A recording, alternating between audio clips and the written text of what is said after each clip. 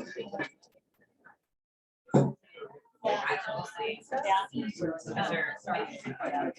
Little sister will still be elementary, but the year after, she'll be middle school. That's gonna be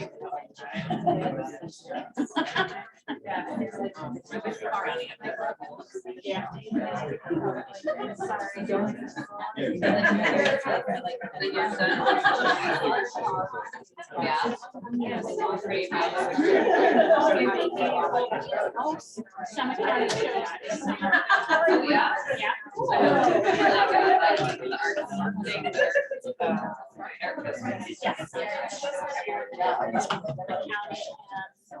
Mother's Day extended to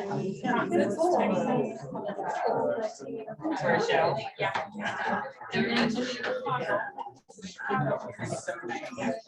I wonder like he crosses that like anyway, makes all of our being like this.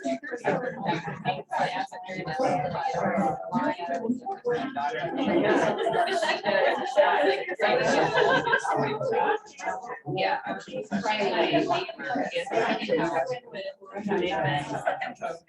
Amazing section. They rented for a little, so it's kind of a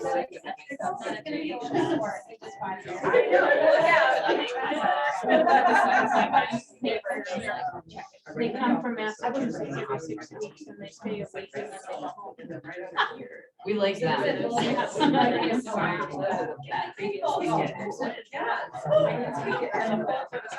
I love that, how they hear that. So we had like the adults were free.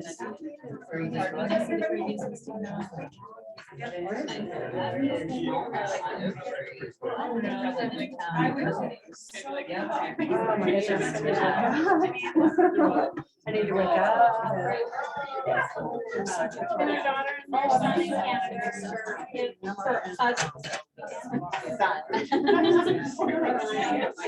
they're doing well. I enjoyed the long words, but I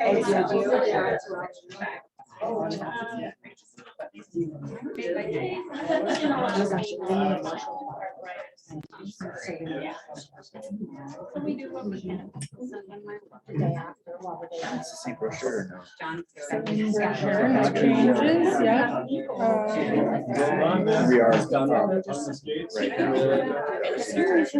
Yep. Is that the hard part?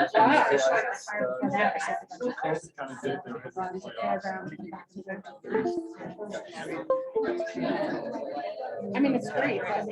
Like shifting with one too.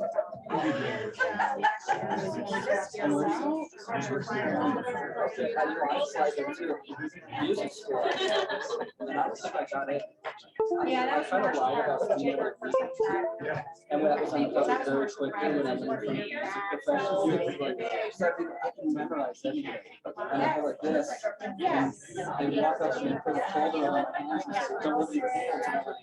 I can't. And I go, well, then you write in your app forward. And I'm like, So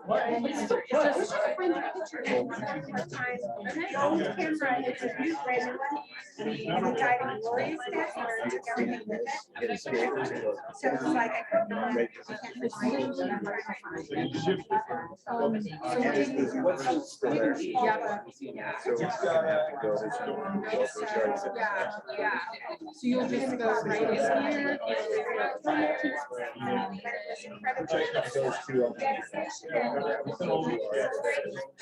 It's crazy. Like, university, and I saw him from you guys like with the last like every time girlfriend, next to MIT, so quickly. Like they go from next to which one is killer. Like 4 or 5 years ago, like serious. And it was really cool. I might actually go try to see it. Plus I had a bet and Golf today, full on retired. Oh, yeah. She's a great retirement. That's my sister. My sister was a little out of sorts, you know, not so much that, but two kids, is that, nope, I've often had to deal with it.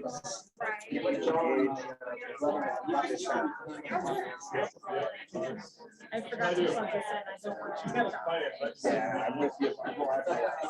Not that I knew, I'm just gonna go to the office. Someone new, its lifespan is crazy low. It'll even tell me like 2 hours from here, half an hour. So I just go in there. Exactly what you're doing. I don't think that reports. I specifically use this computer. Okay. Tell you how crazy that was. I was just in work. Well, I'm out of the way. I'm not paying $400,000 for a condo. Yeah, I'm paying 1%. Okay, we're gonna go ahead and get started. If I've never had the pleasure to meet you, my name is Michael and I do education, events, and the Summit Realtor Foundation here at SAR. This morning's class, Summit Area Wildfire, is being sponsored by Jeff with K2 Lending.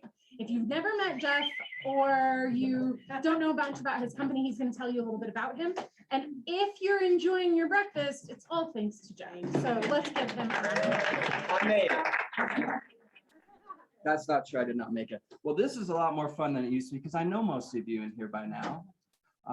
Thank you. My name's Jeff. I'm with K2 Lending. I've been in lending for 21 years. I started down in the Denver area as a broker, and the difference between a broker and working for a bank as a broker is I have 35 to 50 lenders at any given time for any situation. So probably still to this day, 80–90% of the deals are just what's called a conventional conforming loan. But if you ever have any outside the box people, sometimes wealthy people like to hide their taxes and they don't show as much income.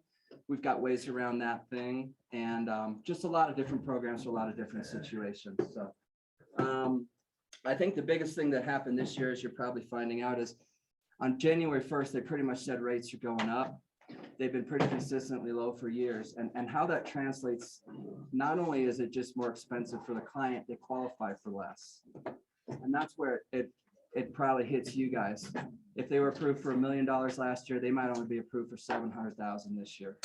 And the prices are going up and you can afford less. So it's not easy for sure. ARMs are coming back. I know ARM used to be a dirty word in lending, but those are starting to come back. Those are lower rates. The whole idea of our company, K2 Lending, it's based in Denver Tech Center, but I live here. I live in Frisco on the other side of the lake. I've been here 8 years. The point is we've got to get the loan closed. I've got great ways to explain to people why a higher rate is not the end of the world, especially for those who are writing off their taxes. If you're hiding or if you're sheltering money on taxes, you're saving a lot more than if you're paying an extra % or two. And I can explain that to them, make them feel good about their decision and okay with paying that higher rate. And at the end of the day, the higher rates are here to stay. There's supposed to be another half point hit in May. The rates are going up. Here's another thing that happened. Your primary home and your secondary home, it used to be the same rate. Last year, it was the same rate. If you got 2.875 on your primary, you could get 2.875 on a second home. Honestly, what happens to most people up here, whether they're buying an investment property or a true second home, we always called it a second home. The rate was the same. The government basically looked at a bunch of tax returns and said, we know everybody's renting these properties. There's a ton of factions coming in, buying second homes as second homes, and then they rent them out. So the second home market has gone up. The rates are up. So a primary house these days is around 4.875. 3 months ago, it was 2.875. So that's a big difference. Investment properties are probably 5.5 and second homes are about 5.375. So they're not that drastically different as we thought they were going to be. But nonetheless, it's a whole thing because they're qualifying for less. Their mortgage payment might be $800 higher than what they thought it was a couple months ago. So if you've got a client who's on that fence, I have a great way to explain this to them. And they're going to run into it anywhere. It's across the board. It's not my company or anyone else. It's just what the government's done. So I know a lot of faces in here. I've sat with a lot of you guys. If anyone ever wants to just sit down and talk how lending works, I've done that with a number of you in this room, and I'm always happy to do that. I love working with realtors who want to know about lending. It's very difficult. It changes nonstop. And at the end of the day, we just want to get it across the finish line. And a lot of times I'll help you too, even if it's not my deal. I'm helping somebody in this room right now on a deal that's not even one that I'm doing. It's with a lender who doesn't understand they need a condo cert and things like that. So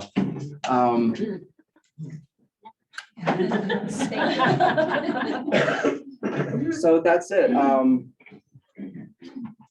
think that's all I got. I'll be around. So if any of you guys want to talk to me later, I put a card on everyone's desk, a little flyer. Reach out with any scenario. I'm happy to answer scenarios or talk to clients, explain how things are changing. Obviously, people still have the need to buy here. One thing I've noticed in my world, refinances are gone. Nobody's refinancing anymore, but people are still buying houses. They still want to move here. So anything I can do to help, let me know. And that's all I got for you. Thank you.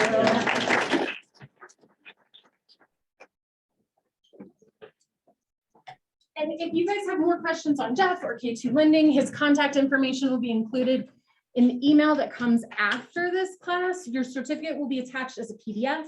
So Jeff's information will be right there and you can reach out to them. Thank you for breakfast or anything like that. Yeah, and I don't want to bug anyone, but I'll email everybody at least once, and just so you have an email and I got a card. If you want to reach out, just let me know. Perfect.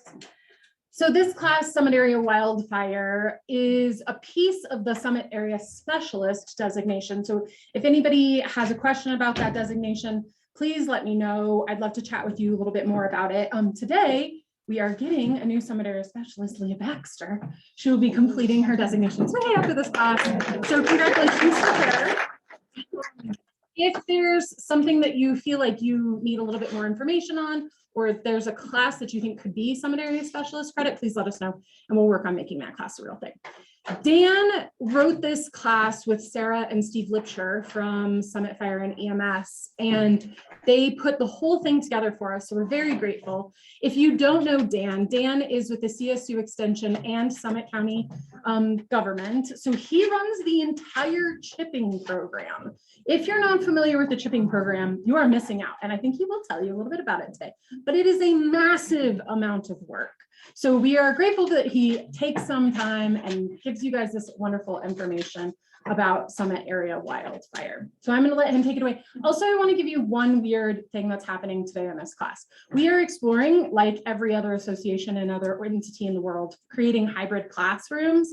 So the class is being recorded as we go. There's maybe going to be someone online and I'm going to be like watching it, but don't worry, it shouldn't impact the class at all. We're just trying to learn what we can do to give you as many opportunities as possible. Jackie? Is there a way to get a taping of it? Maybe, if it works.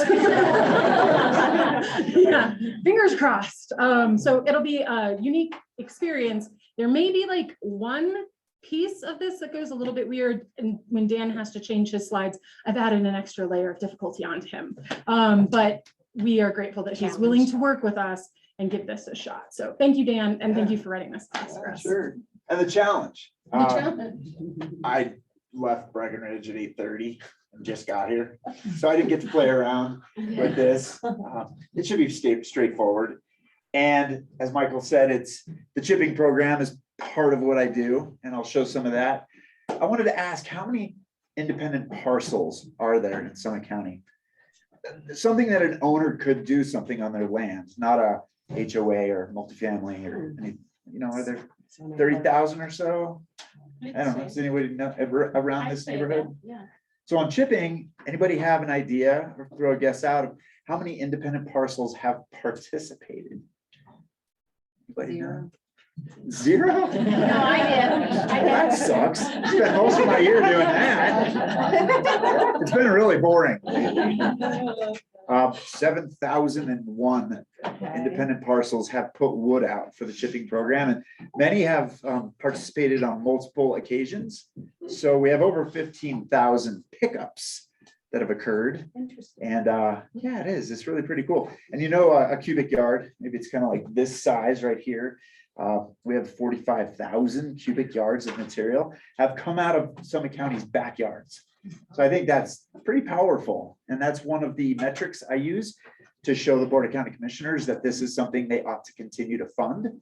And well, we're on our 9th year this summer. And that's because our participation hasn't diminished. Years ago, we thought it was gonna, run out. We're gonna run out of material. Well, have we? We are smack in the middle of the White River National Forest, and things grow back. And so we have to stay on top of this issue, this topic. I'm excited that over 30 of you, there are 30 realtors or so, Michael said 36 maybe, are participating in this. So thanks for coming. I'll share ahead of time that I used to be fun. And after 2 years later, I haven't presented very much. And so we'll see how it goes. Start with a question. If you care to raise your hand or share, or if you're too fearful and you don't want to say a word, stay back. But has anyone had a personal experience or maybe like 1 degree of such separation on this topic? Wildfire? Yeah, thanks for just putting it out there. And anyone want to share what it was that may have occurred to you or people that you know? I was at the Marshall Fire January 1st and saved a lot of animals, and it was extremely heartbreaking and strong and focused, and a lot of the animals got scattered and killed, and some were so very injured. You see it crawling, dragging a leg and broke body and bunnies and cats, and some of them didn't make it, and a lot of them did. And there was no way that was going to stop me. I'm a realtor, so went out there and saved a whole bunch of them. And then the fire a year or so before that saved a bunch of horses. It was coming down like a freight train. The winds were blowing, and this was out of Boulder, and it really moved fast. This last one, you were in a house, and 2 houses away, you got 5 minutes to get the hell out. It was moving like I'd never seen anything like. Did you live there?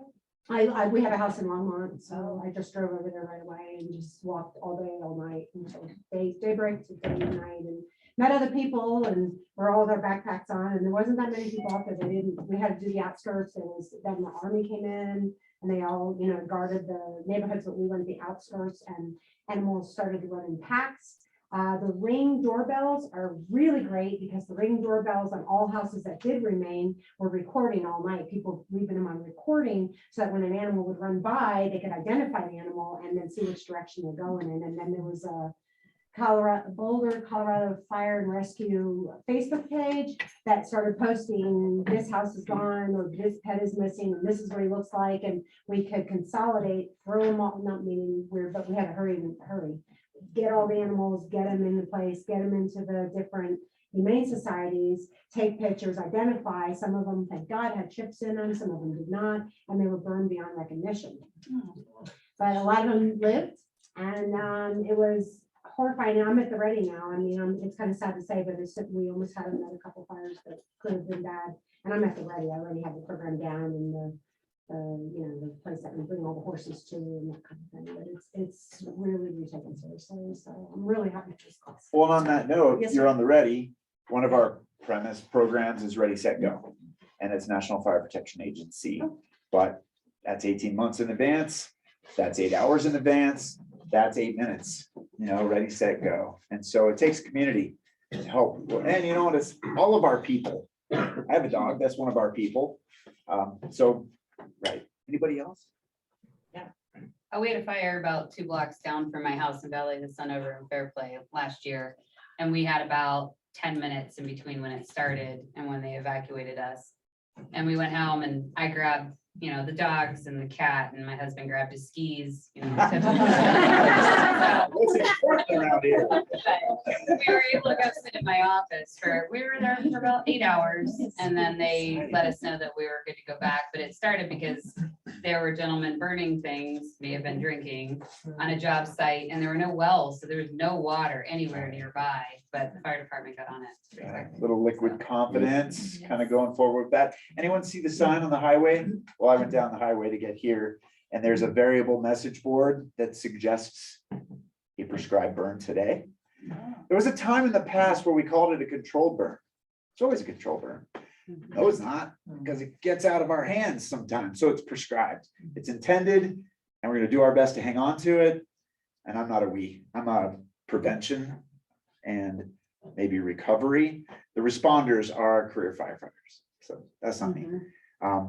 Thank you for that. Skis are important, but it's the ready, set, go. You're thinking about it ahead of time so that when the sheriff comes by and says it's time, you also have a place you can go. And something else is, if you have kids in school, everybody, and you're at work, nobody's at home, you're all scattered everywhere. And then somebody says, the sheriff, somebody says, it's time to get, well, you don't even know where your people are. So a communication plan is something you put together ahead of time. And where are you gonna go? It's your office. So if the kids can figure out how to get there. I had a previous firefighter friend who said, our family's going to the Brown Hotel, the Brown Palace in Denver. Why? It's the only one there is. There's no confusion about which one we're going to. If you say the Holiday Inn in Denver, well, I'm lost. Which one? So the point is, be ready. And this isn't to scare anyone. The overarching hope, objective for me is that you take a few tidbits, put them in your pocket and share them as needed, but you don't want to scare your clients, potential clients. On the other hand, if you feel the opportunity is right, you might let them know where they're moving to.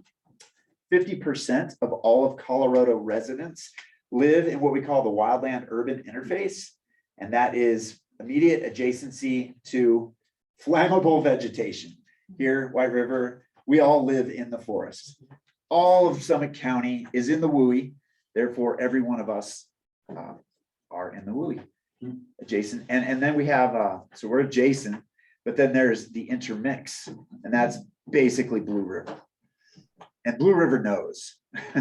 There are a few other communities that know that they sit smack river valley bottoms, forested hillsides. Majority of homes burned down. I'm getting all this stuff. I'm probably getting ahead of myself. Remember, it's been 2 years. It's all probably in here, but we'll see. What is the number one cause of a structure loss? I mean, fire is the driver, right? But what part of fire burns things down? Trees. Embers. So the trees are adjacent and it's the embers. So embers are flying everywhere when there's fire on the hillside. We think the flaming front is what's going to rush through our communities. And that was the Paradise Fire in Chico, Sonoma County. And that was just a couple of years ago. The flaming front did come through. And then the home becomes the ignition source for the next home. That was the Boulder Marshall Fire. And embers, though, are the items. They're coming in like rain. They can travel about a mile. That's where the ptarmigan fire was of concern, that what downstream was going to get hit. So, but you don't know an ember's sitting there. It is quietly milling around in the mulch next to your house. Fire department drives by, everything looks good, and they move on to the next zone. And 2 hours later, half your house is on fire. It's already a loss. If the deck is going, that's going to be really hard to save the house because that appendage is effectively part of the house. Another thing we talk about, and I'll get to design standards and codes, but wooden fences. A fence acts like a wick on a piece of TNT or a candle on your birthday cake. So we have this ordinance, it's all new construction, right? You can't go back into the grandfather zone unless there's a renovation that exceeds 70 square feet or something like that. Then the current codes kick in. The current code for new construction says a 10-foot piece of material that would be a fence, acts like a fence, that would connect to the main structure that's not wood. It's kind of weird, right? I mean, my neighborhood's we have HOA regulations. It's all cedar. It's got to go all the way to the house, certain feet from the apron, or so that's a consideration. I mean, oh, you know what? Another premise. And so how are we doing over time on snowpack? Low. Okay, we're low. Even though apparently A Basin was both parking lots, all parking lots were completely loaded yesterday. Everybody's raging around on a 2 days worth of fresh powder. A lot of people will say our snowpack's great. I had an amazing ski day yesterday. But over time, snowpack's low. How about our, in I guess, conjunction, our soil moisture? Right. We think that about 6 feet deep, the soils are dry. And so any vegetation has their roots. And we often think that roots go to China. They go straight down. But actually, depending on the tree species, some go straight down, but many go wide. In fact, twice as wide as the tree is tall is typically a root system. So if you're 2 feet down for your root system or 3 feet down, well, we know the soils are dry 6 feet down, those trees are struggling. And in fact, that's what we have. Our condition pretty well in Summit County is an old forest. And I have this 100-year story because 100 is really easy to think about. This 100-year notch is miners cut them all down. It was the resources at hand to create society. Didn't have an environmental consciousness yet. And so society gets built. All of Breckenridge sidewalks were made out of wood. The town burnt down 2 or 3 times over time. But all that landscape was wiped out. I'm going to use some really heavy terminology, but lodgepole pine come back. They restore naturally. And in fact, often people think fire is what opens cones and helps cones to, pop out their seeds. But in fact, it's heat. And an open landscape will receive UV radiation from the sun, and the soils heat up and those cones open up, and it doesn't necessarily need fire. So all of our forests are about 100 years old. End of life cycle, if it's mostly lodgepole pine. Our mixed conifer is spruce and fir, and they have a longer lifespan. So maybe 250 years towards end of life cycle. But majority of our trees are 100 years old, end of life cycle. Beetle comes in, hits this population of trees that are already susceptible to, basically being taken out. And so we had this swath of forest from Canada to Mexico that was, infected by the beetle and died. And that's a condition we're dealing with now too. Often dead wood falls to the ground, and we call heavies on the ground. And standing trees with needles burn really well. Standing trees with no needles don't burn necessarily as well. But heavies on the ground when there's a fire, and typically it starts small on the ground. The grasses get it going. We end up having a worse fire condition currently. So that's a challenge. That was soil moisture. What about the sky? What about what's above us? Wind. So wind is sucking moisture. I mean, wind is, weather. Temperature creates wind, and we have a thirsty atmosphere. So whatever water is on the ground is evaporating. We drove west this last week for our vacation, and when we were coming back, virga is something people may have heard of, but rain doesn't hit the ground and evaporates before it hits the ground, goes back up. Not good for our soil moisture. And so the atmosphere is thirsty, it's grabbing it. What about people? Are we diminishing our population? No, thankfully, hopefully clients keep coming knocking with a few bucks in their pocket, given our current rate schedule. But the population keeps increasing. We know about 9 out of 10 fires are human caused, not malicious most of the time, that'd be arson, but it could be your chain that's holding the boat on the back of your truck that's dangling on the highway, creating sparks.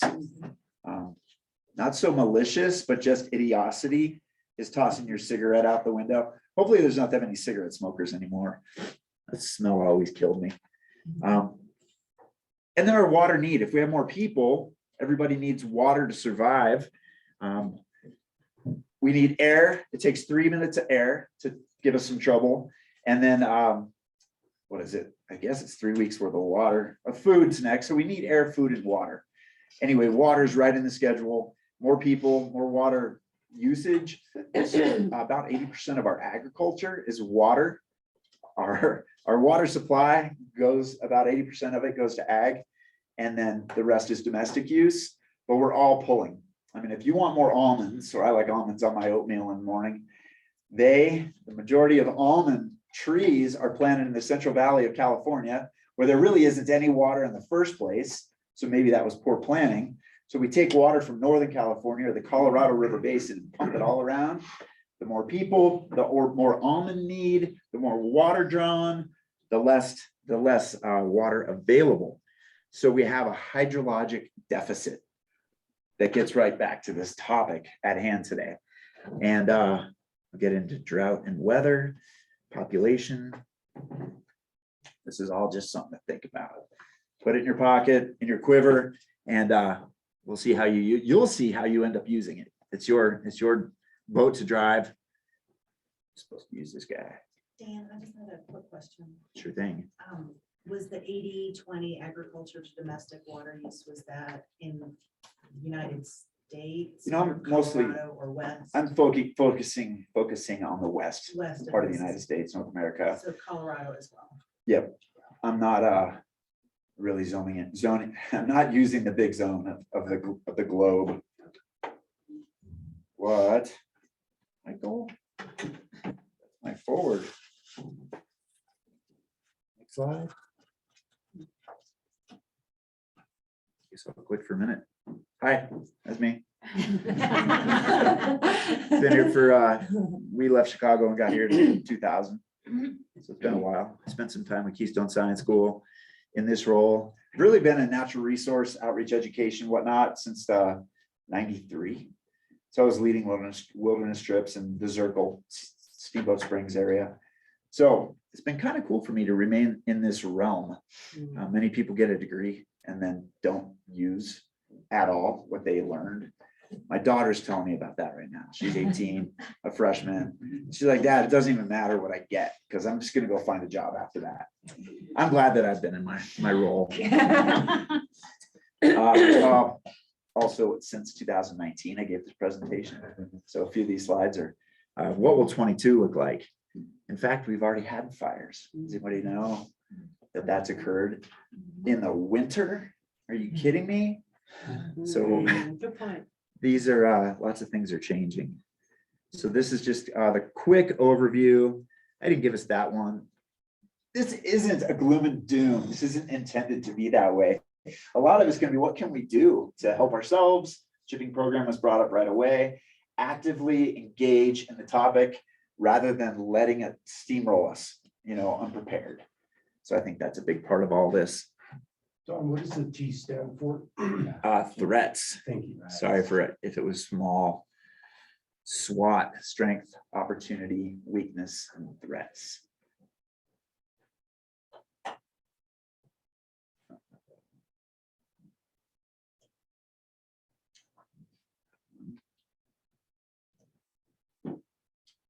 Cool. Not on presentation mode either.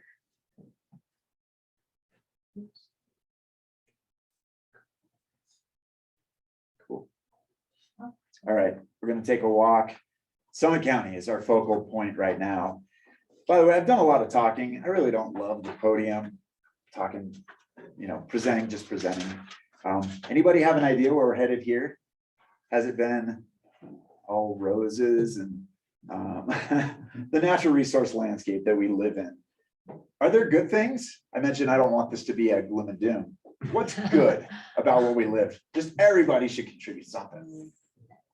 Snow. You brought snow a minute ago. Fresh You love air. the snow. Fresh air. Yeah, what else? Mountains. Trails. The mountains and the trails. We have something like 400 miles of single track trail in this county.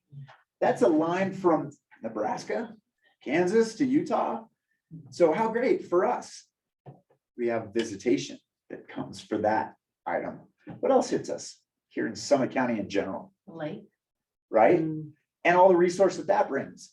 So Denver Water owns every drop that's in that lake, but we have sailing, and so we do have connection to a big utility, Denver Water being one.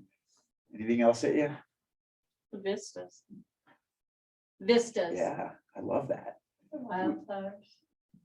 So we can go on wildflower walks. Hey, if I could throw out on Vista, people came here in the old days, wanted to hide their home behind the trail of the veil of trees. And that mentality, it's been shifted. And it's what I sell lately is glades, vistas, and view corridors.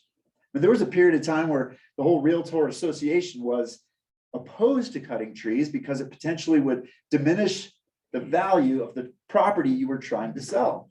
Well, I mean, people still love to hide their home behind the trees, but it's not as safe because we know we're in a fire environment everywhere, but you can gain a whole lot. The vistas were unknown when the trees were there. By the way, every one of us always have a forested background. Just take a walk, take a drive to a trailhead. You don't have to hide your home anymore, but you can still have all of that. What else? Wildlife. Wildlife, yeah. Wildlife. We've talked a lot of natural stuff. I sat on planning commission in Breck for a A while. lot of sunshine here. So we've got, That's important. right, by the way, Michigan. put on your sunscreen. We don't want to end up looking like alligators. So the planning commission kind of thing is we talked about all the strata of society.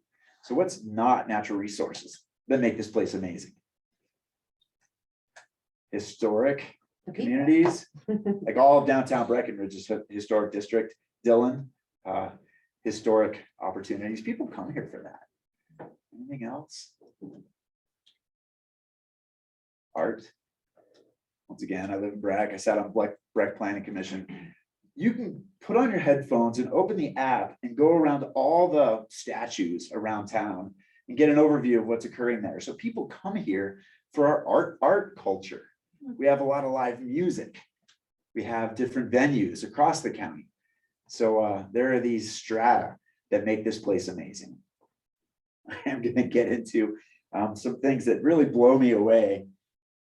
And one of them is this. I was sitting around a campfire.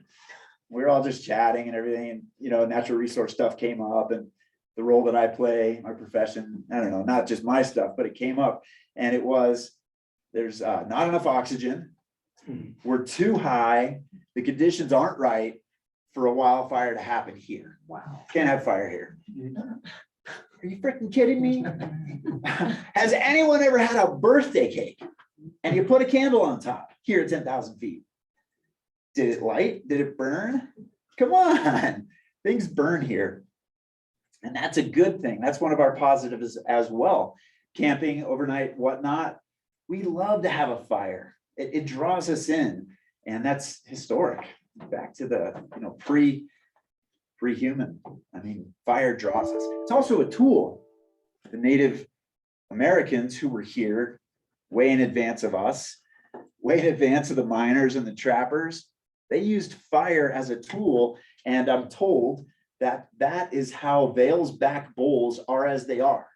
This amazing piece of geography was over 1,000 years annually burnt by Native Americans to create forage, graze, grassland for the herds that they were following.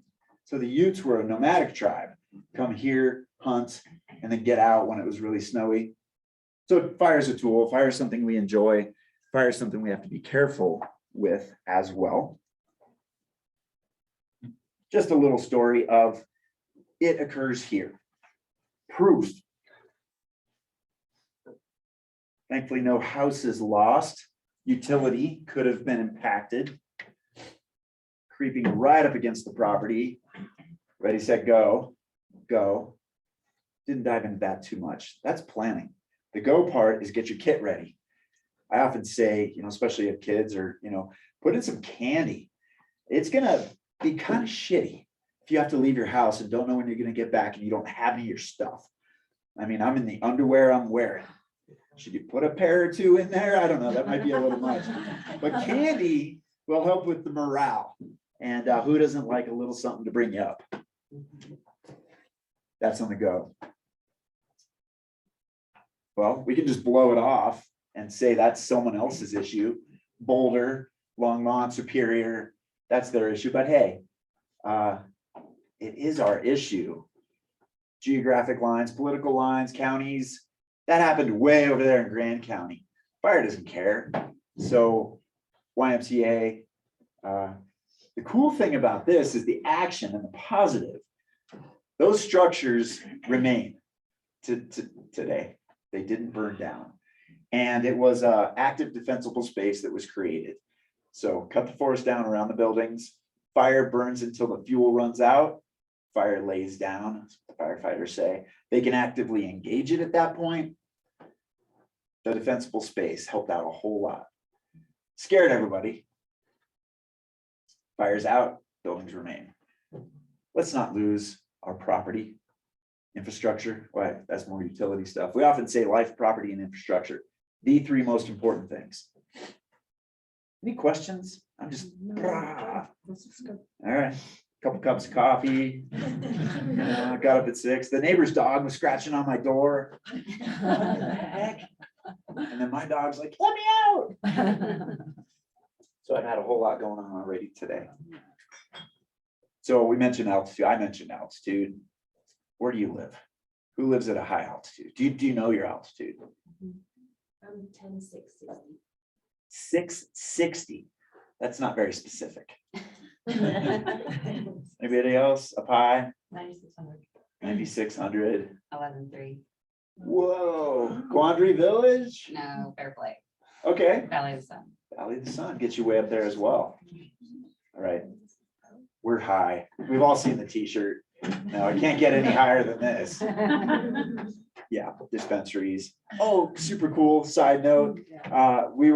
We drove back from Fruita Moab and pulled over, and there's the big dispensary sign. The dog needed to run. We needed to go to the bathroom. And we pulled over right at the dispensary parking lot, and there was a dog run right there. Newcastle, maybe something a little further west. That was amazing. So they're chill. You know, they make sure you got room for your dogs. I never saw a liquor store that had a dog run outside. Support your local produce providers. So altitude, Keystone, how high is Keystone? 96, something like that. It's not supposed to happen that high. Also in the afternoon, it's not supposed to happen. I have to test this out.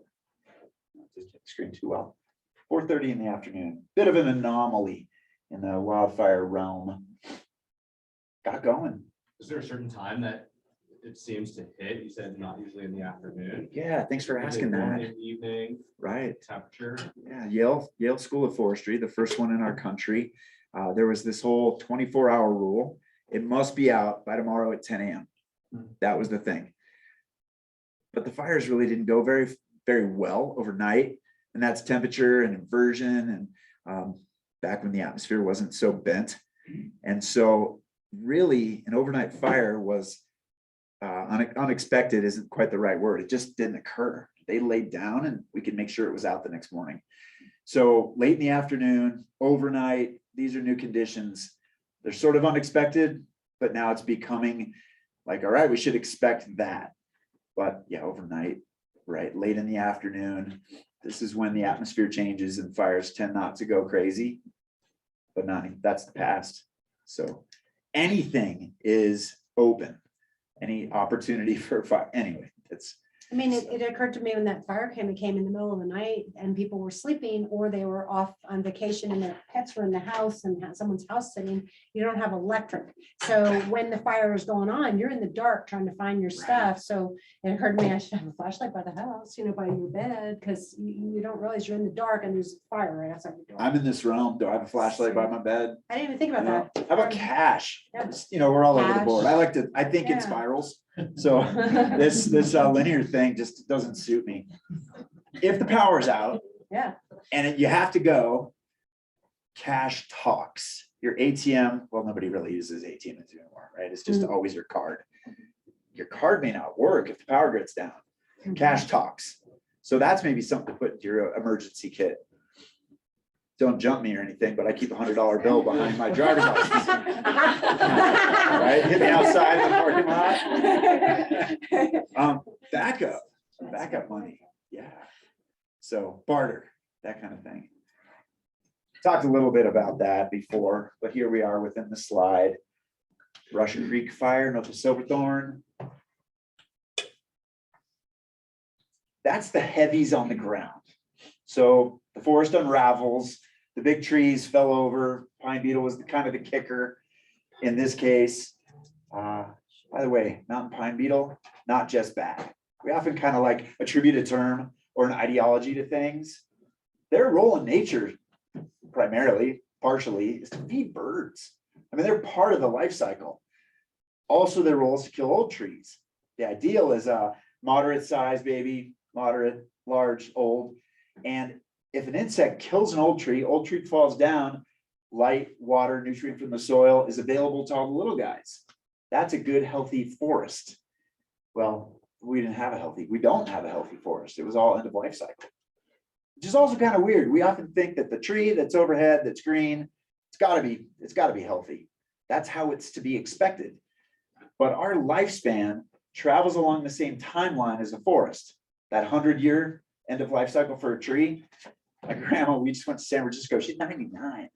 She is end of life cycle, man. It's awesome that she's here, but talk about mortality. It's something we can all expect.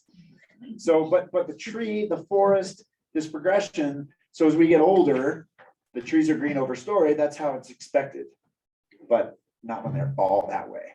So point of origin, burns and burns and burns, and that really is bad for the soil and the seed bed. So when the soil gets burned extra hot, it's becomes hydrophobic. Typically, soil's like a sieve, right? And water flows right through the sieve. We had pasta last night. There goes the water right through it. But when the soil becomes hydrophobic, it's like putting a layer of saran wrap over the land. And so it gets cooked to the point where water can't sift way through it, doesn't go to the water table, doesn't make its way to the river. Bad for everybody. Bad condition right there. So hydrophobia, water can't go through. Scarification is the other seed thing. Just wipes out all the opportunity for anything new to grow. Bad news.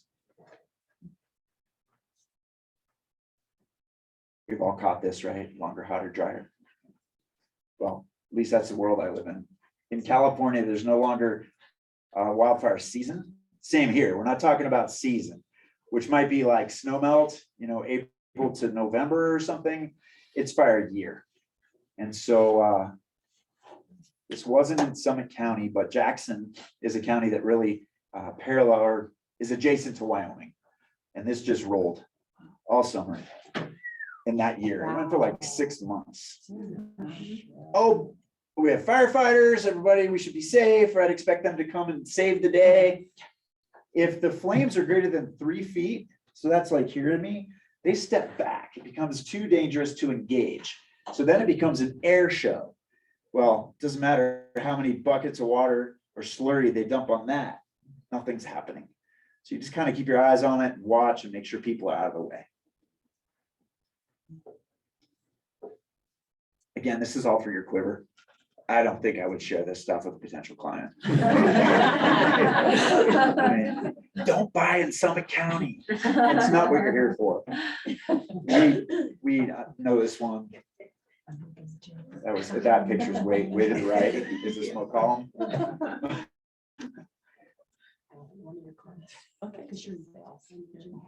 So this was really scary, but not very big, 90 acres or so. An acre is about a football field.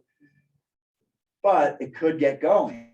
And if it gets rolling across this landscape, well, Frisco and Breckenridge are, right in the way, right off the bat. Embers, we talked about already, that's troublesome. And for the July-ish weekend, so that's no good for economy. People don't want to come here. I mentioned I was leading wilderness trips, and it was maybe like 95 or 6. There was a big fire in North Colorado, Zirkle Wilderness. Our governor said, Colorado's burning. My mom in California heard it. People quit coming here that summer. That wasn't good for any of our towns because the governor made a dramatic statement. So we try to watch our language as well. This is Buffalo. Isn't that insane? So that's all wilderness. Mesa Cortina. You can see the paint where that slurry is effectively making water wetter. So they use clay, basically, which holds water. And when it's dumped, it will stick to the ground or the structures and hold water and hopefully deter a fire from hitting the landscape. But 10 years prior, the Forest Service created a fuel break, a clear cut surrounding wilderness. You don't want to know how much backlash occurred? I mean, the letters came in crazy. Don't you dare cut down my forest. Peak 7, there was a proposal, I guess back in like 2010, to do another situation like that, clear cut around the neighborhood. The backlash was so heavy duty, the Forest Service stepped back. We're not doing it. Well, guess what? Today they say, where's mine? How come you didn't give us a clear cut? Because we're really concerned about a scenario like this happening around peak 7. So it's all about me most of the time and less my thoughts about how it should be changed. And then you ought to do it my way still. What's up? I was just curious, I've always wondered, does the slurry, is that what you call it, Yeah, have any kind of chemicals in it, or is it, what is it made of? yeah, it does have chemicals in it. I can't even speak to that. Uh, But somebody up there that's really smart, we often talk about all the ologists are involved, and that's typically a fuel treatment and geology, wildlife biologists, soil scientists. They're not gonna let bad news chemicals land here and basically kill the forest, but I can't speak to it. And That's maybe they do. curious, yeah. All that Roundup kind of conversation. Right. Everybody hates Roundup. Uh-huh. But if you bring a chemist onto the scene, he's gonna say, well, it's gonna break down into something else. So it isn't necessarily gonna kill everything surrounding it. Way off topic. So yeah, we know about this one. $1 billion of assessed value, none of it burned. Clear cut helped. Thank goodness for that. So I'm going through all the years. The point of all these slides is that it does happen here annually. And we only know about the big ones. The fire departments know that there are somewhere between 40 and 60 fires that happen every single year in Summit County, but they're often small. And we have a major action-oriented premise in wildfire and fire in general, and that's IA, initial attack. And it shut that thing down as fast as possible so it doesn't get out of our hands.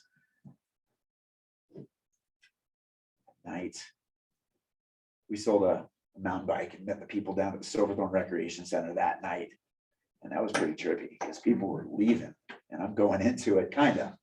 So that was pretty spooky. Embers, community at risk, all of the above. Air show. And we often dip. Where do we take water from? Lake Dillon. That does occur, but that's a secondary or tertiary place. Old Dillon Reservoir. That one can be a place as well. Straight Creek. Straight Creek is one that's pretty low depth. There are ways to pull water. Green Mountain is more likely because of I-70. Well, if the fire's to the north of I-70.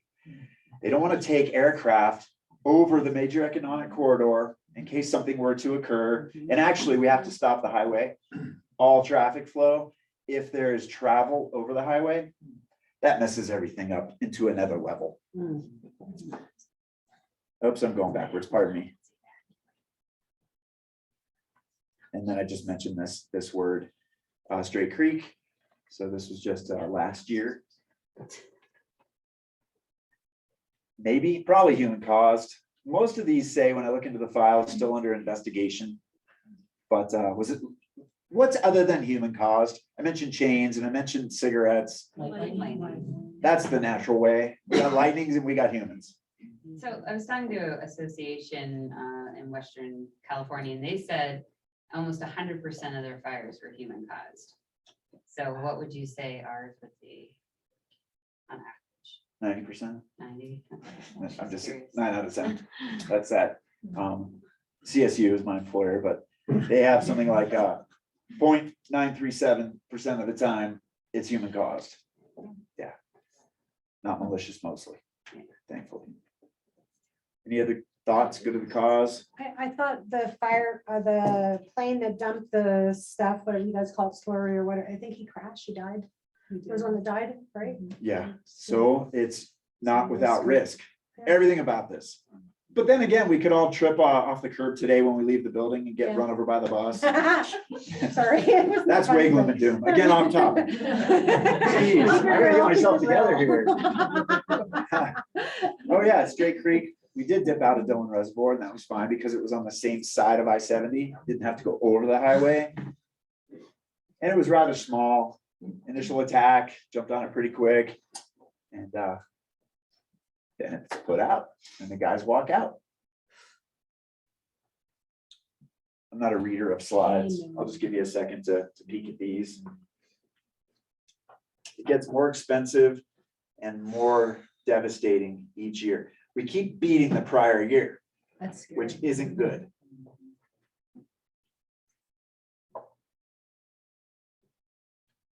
Pardon me if you didn't catch it all. I'm just gonna kind of keep us rolling. When we start losing homes, I mean, the displaced value to those people and all their stuff, and then kind of the trickle out in society where they go.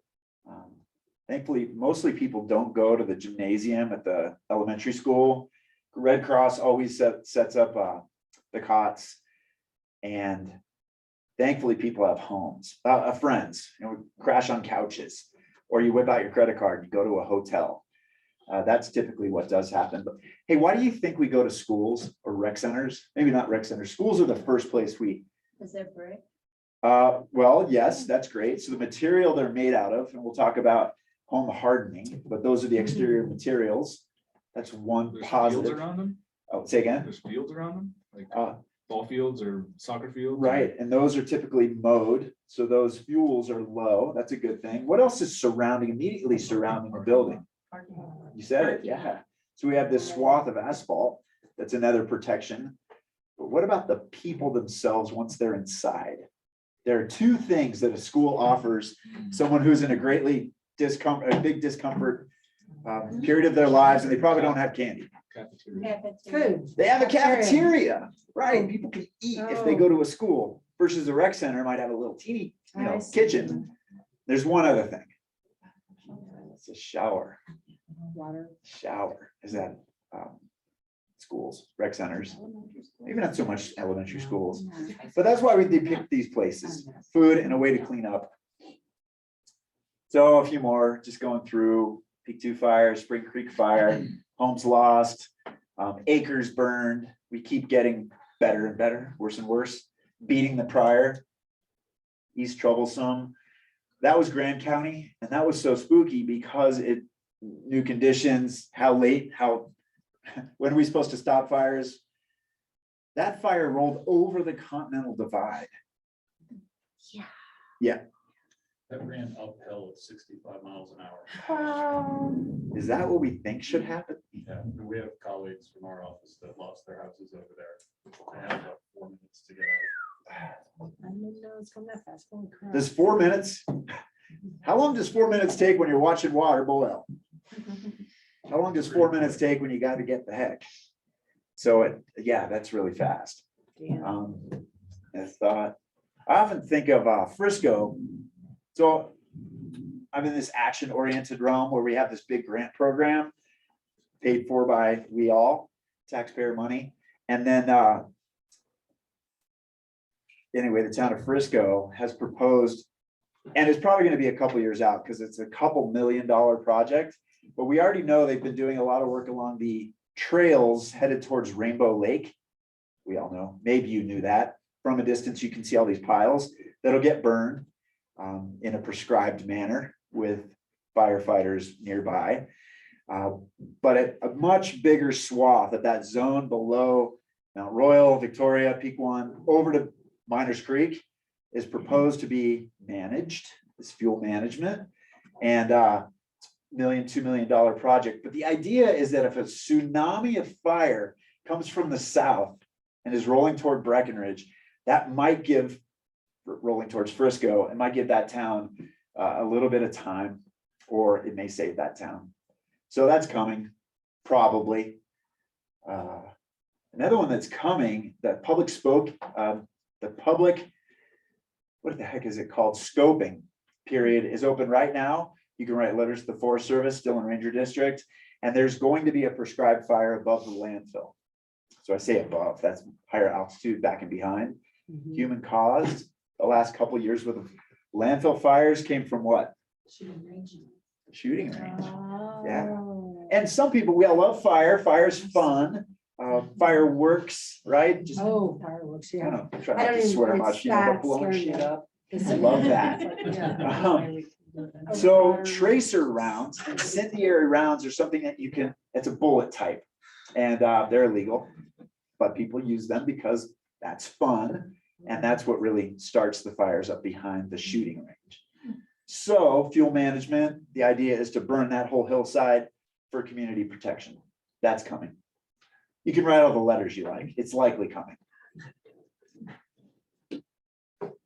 Acres burned, it just keeps going up and up. Thankfully, Colorado hasn't been hit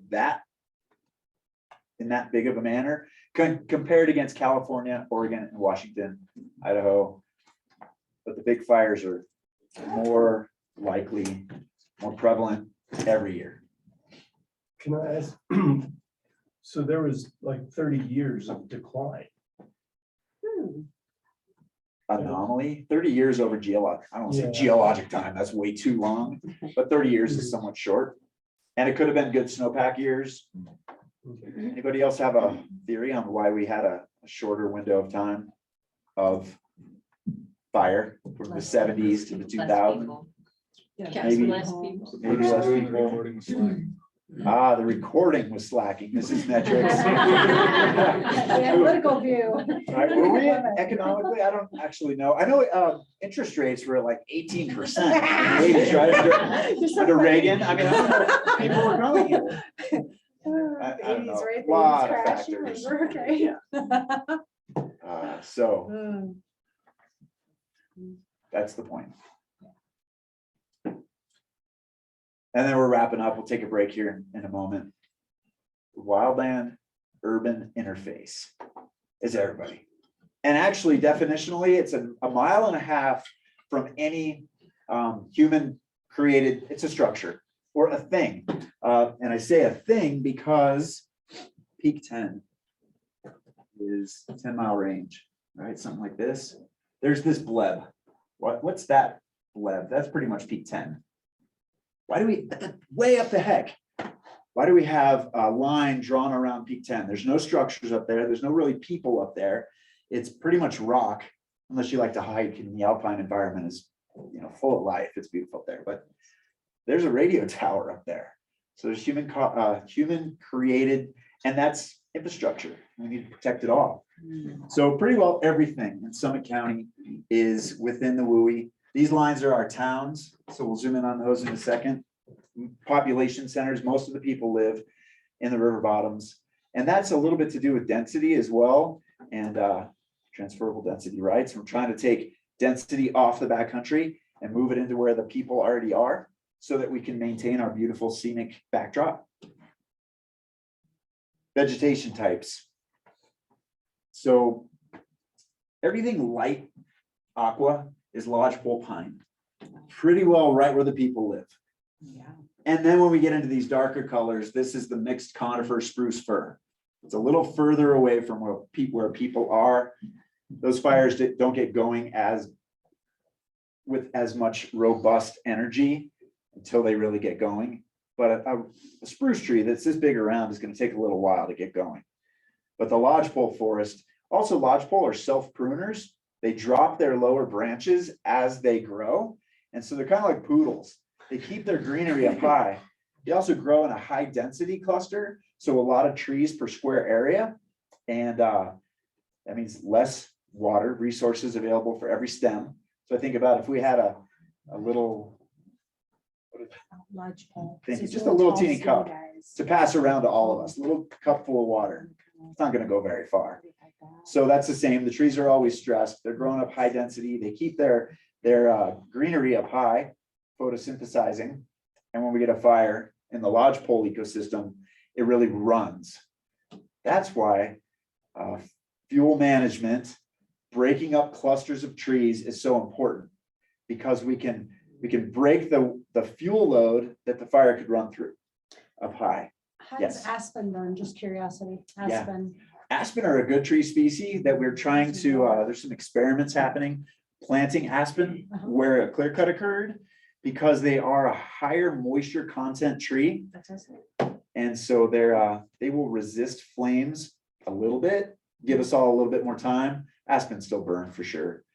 If you have been up the Barney Ford well, it's Barney Ford clear cut, but it's Boreas Pass Road, bust left to go up Baldy. Immediately is a clear cut. And open space and trails town, the Nature Conservancy, Forest Service, they planted about 2,000 aspen seedlings. And the teeny tiny, not even with roots, so bare root aspen. And I encourage everyone to go up there. And there's exclosure, and that's to keep wildlife out. So it's a big fence, it's 8 feet tall or something around the entire zone. You can't miss it. There's a door that's not locked. So go in and you'll find twine from way up at the high end of the fence, way down. And that's where the trees are, along that twine line. And then they're this big, right? And weeds are growing up around, so they're really hard to see. Not weeds so much, could be good vegetation. But each time you see a little pile of mulch, mulch will keep the moisture in the soil a little longer. That's where the trees are. And I'm just saying, I had a really cool afternoon. I went up there and I kind of went tree hunting. I was all by myself. It was meditative. I recommend it.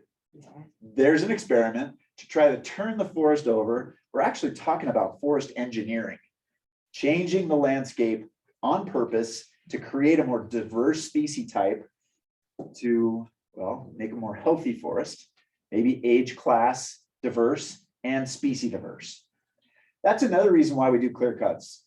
If you've driven over Swan Mountain Road, everybody has, from Farmer's Corner to Keystone or Summit Cove, that clear cut when it first happened in 2015 or something like that, 2010, freaked people out. You know, oh my God, you destroyed my forest. It's all pushed back from the road.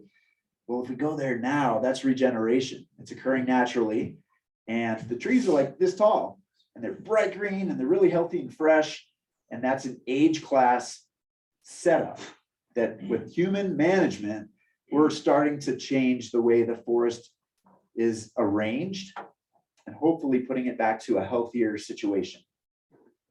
We're all managing all the time. And I mentioned the native Utes. I've come across plenty of people, and I went to college in Northern California, so super left wing, and let nature take its course is something I keep hearing anyway. Yeah. Well, we kind of stopped doing that a long time ago. We manage pretty well everything. We changed the course of rivers. We put dams. We cut forest down. By the way, everybody lives in a house. You all sell houses. The bones are 2x4s. And there's all kinds of other material involved. There's always wood involved. Where's wood come from? Somebody's backyard. So it's hard when I hear people poo-pooing cutting, but they live in a house, or they're opposed to these forest management products, and it's in someone else's backyard is okay. A lot of our wood comes from Canada, Pacific Northwest, the Northeast. I can't see it. It doesn't mess up my view corridor. So it's okay. But let's just keep these things in mind. Let nature take its course. Nature may need some help.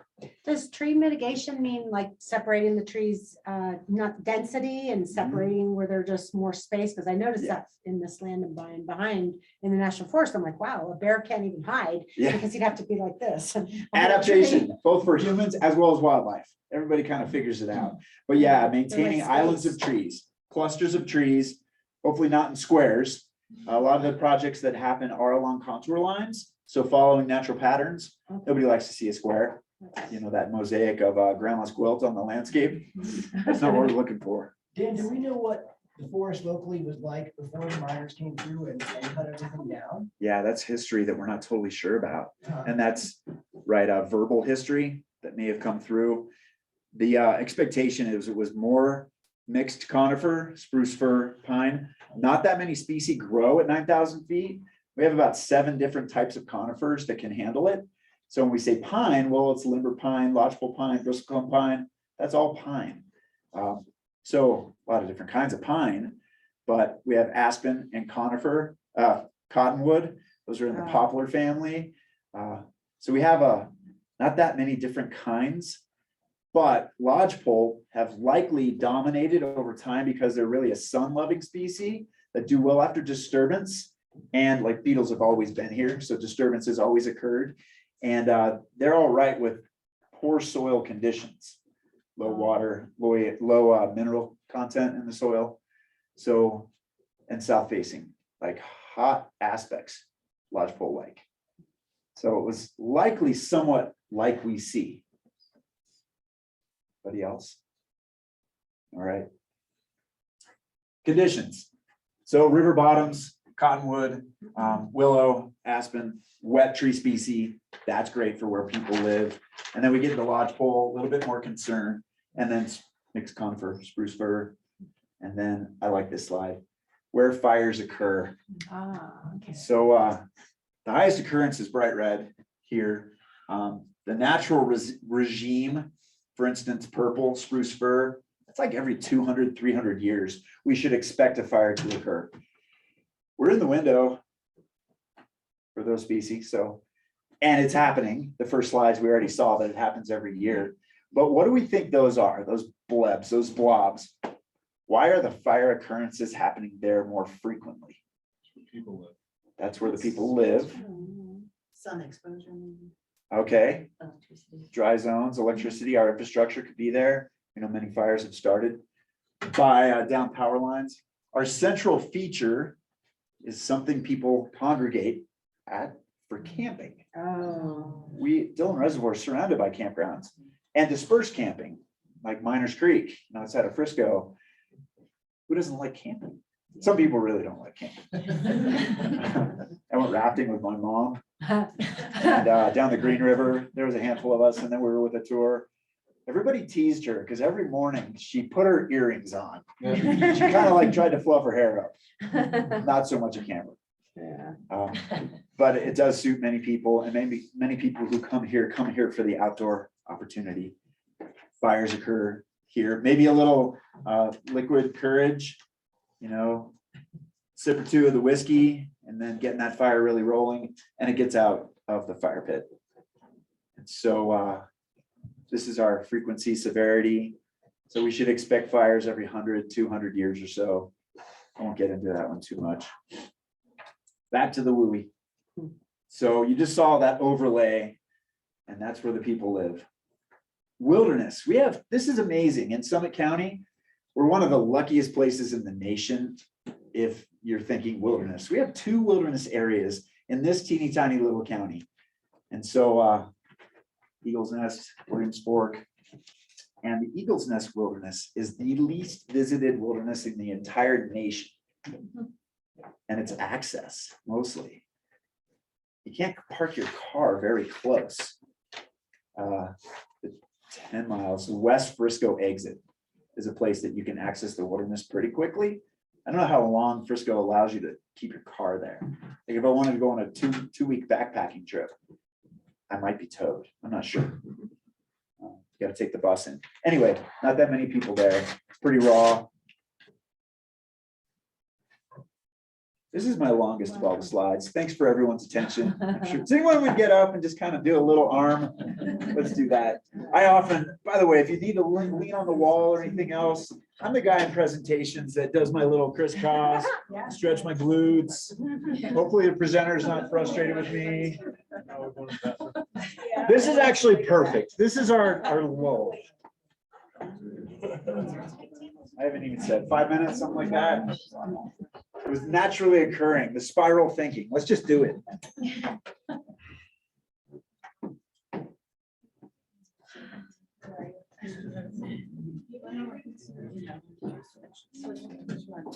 Too much. Yeah, are you along those lines? I don't know. Linear is challenging. Too much down talking, too much podium. A little bit of classroom engagement. Yeah, no, it's great. This is important stuff. It is, and I think a lot of people really don't know.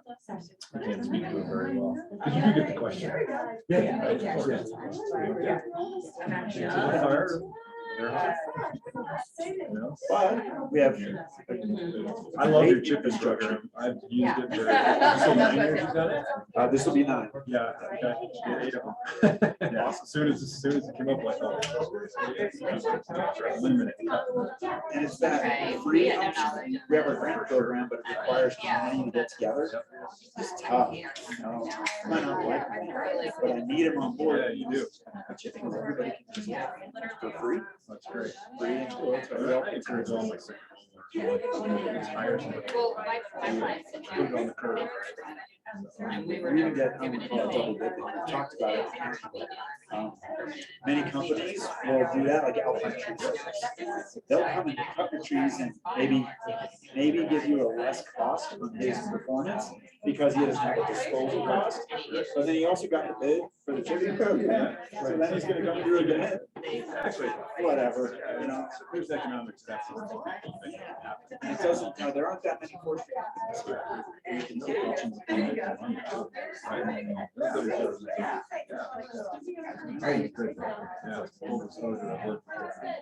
Oh, cool. County's got a sign on his Yeah, I'll get Tom. other on side. and see if he Okay. can look into Okay, it. nice. I'll run that through the file with them first, because, I mean, they provided a ton of information and there's nothing that was red flag. So that's really interesting. Oh, no. Right, exactly. Okay, all right, yeah, let me go ahead and give them a call. Yes, we will, don't worry, we'll figure it out. All right. Okay. I know that's what I was thinking, like, yeah. Our county's work. I mean, my friend down there, it was about to snow, so we did nine minutes. Yeah. Night Lemmings, yeah. It's amazing how big mentality shift. Right. Yeah. Peter Grosset was the planning director, and I talked about that quantum shifting. The town would make you readjust your footprint to save trees, which may cost a whole lot more. Now they're making you cut them down by July 15th or something. And everybody's new over there. Yeah, it's good. But it's good to speak to the firewall reach. I mean, I talk about that. What's hard, man? What's that? No, it's not right behind it. It's like you said, it's happening. It is. So that's talking about what you do. Yeah, same time. Not all slow, so it's not like dragging. But we do have. But really quick, if you say, yeah, immediate stuff, they're sort of like 3 zones. Immediate, 5 feet from the house. It's actually like, don't mulch there. It's not gravel. Just, so a lot of times weeds will grow up under the fascia, that's that upper thing. And so that's trouble. Strip line, college, and 5 feet to go like 30 feet, so 25 feet. And that's creating islands of trees, thinning, pretty robust. And these branches up. And then we go out to the property. We say 100 feet, but 100 feet's hard to come by. These small lots, not those small lots, but. And that would be a little less thinning, maybe letting the forest look a little bit more natural. Okay. You know all that. Yeah, if you could, that would be great. Well, they reached out to somebody. So everybody knew their story. And they're trying to tell them that, no way, there were no.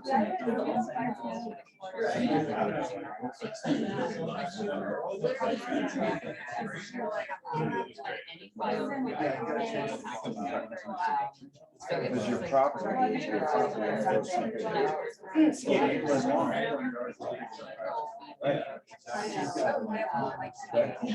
How many trees we have?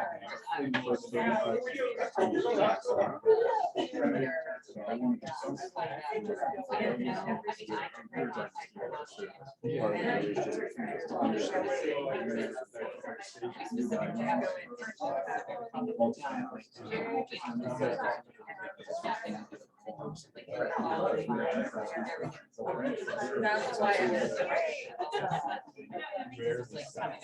Yeah, that's fun.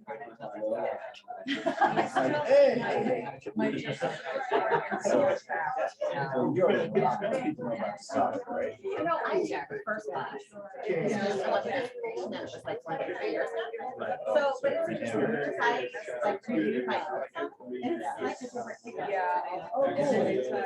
it's like, the stories change a lot. Yeah. That's what's, for me, it's it's the same. Right. Yeah. I like they're more, it's one of those like, just different. I feel like you just can relate.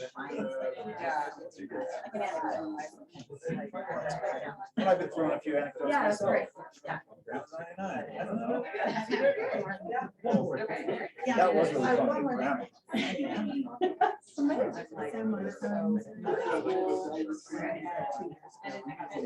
Right. Said,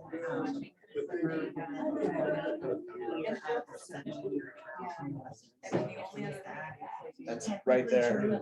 Oh, it's 100% true.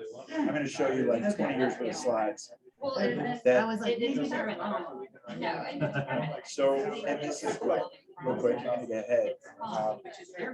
Weather is what you see out the window. So if anyone sees white, we're good. That's just what the next thought. But climate is over time. And that's the word drought. And they go together. And we are climatically. Yeah.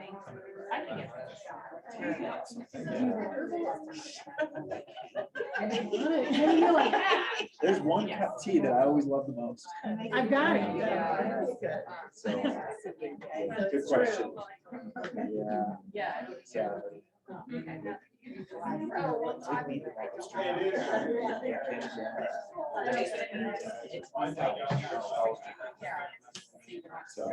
lower than it's ever been. It's-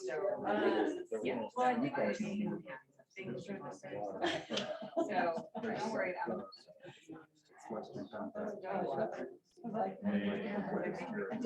my old. Okay, perfect, yes, send me that, I'll dig in. Just so I'm clear.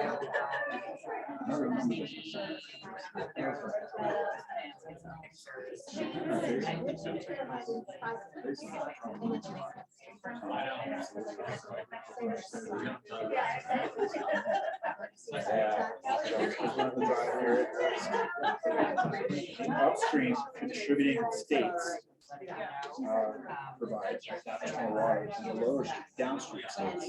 Very little water comes from it. The biggest draws were those cities.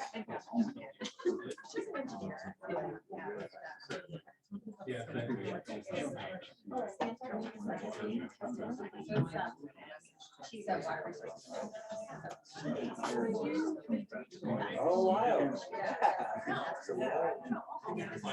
Or what you just said makes me think of golf courses. Water gets returned to the system. They're talking about course managers. They're not consumers, but the green takes water in and it evaporates out of the plant. We are consumers. Yeah. I guess we're getting close. That was 5 minutes.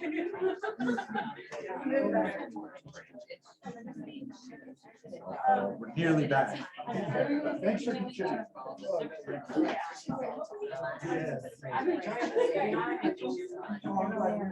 There we go. It's very hot. Not Mason Junction. Yeah, and it's a little bit smaller so that it doesn't like slosh around because we have other ones with like big wide openings. But as an instructor, I'm sure you don't be like filling that up. Yeah. Okay. Yeah, so I don't. Allergy medicine, my nose has been really clogged. Someone's so shaky. So I'm glad it's skinny. Okay. Because I went. Good. There you go. That's what it's there. Kind of Do you want a brushes. bottle of water maybe? No, I think I'll. Okay, you're good with that. Okay. Okay, good. Yeah. And it's more sophisticated than city type. It's more sophisticated than the city type. Yeah. You can do different colors like you don't. But there's only 3 little holes. You have to suck to get it out. Then I'm burned myself. That's true.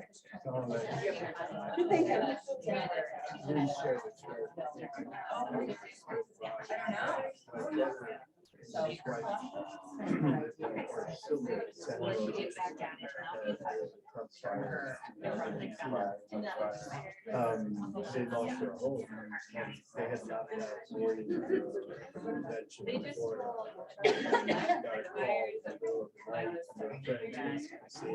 Get out, get out. Because it all came in the evening. Well, Yeah. honestly, Up top, we got So they were, but you know, it's 3 like, hours oh, a day. are you looking at right? Are you-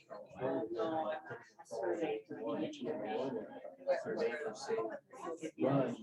you're gonna say one here, but on the other hand, I don't know, they would have been able to do I it. mean, I'm lower than Silver Hills, but But ours the one are thing, pretty you know, solid, there's so pretty many quiet. So, effects. I mean, ours are yesterday. But we had our brothers are 3 or still 4 in feet like high. so they operate, they're So, under. I think after 2 days. Oh, Yeah. And so they have, you know, they run. Basic. Each one is about 5 months. 5 months of return to see what they. Yeah. Right, and, I love Top. he You called me, still only take checks? basically, Yeah, he likes to get paid his title. Otherwise, he's right on his These check. guys should Yeah. have there. but the effect is it was against- Yeah. These guys were, you know, many of these staff lost their homes, so it wasn't just one person. And so you just have this incredible, you know, public.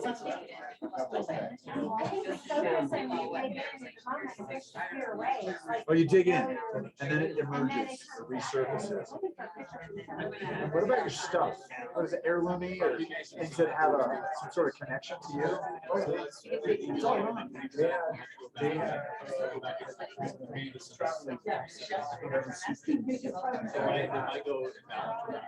Every photo album with,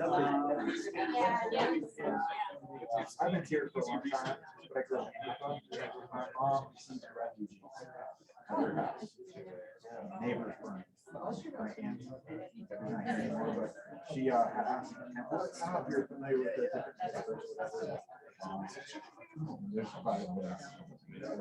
the only thing that remained of their home was the mailbox, which was enclosed in this brick. Oh, right on. And they actually, when they were allowed to go back, they opened the mail and that's so weird. Or the egg, I was so weird, the whole place was devastated with the egg, grill, those expensive ones, and it was so red, it was a lot. Everything else was burned around and it was sitting there, not around, I was like, it was incredible. All right, let's get it back.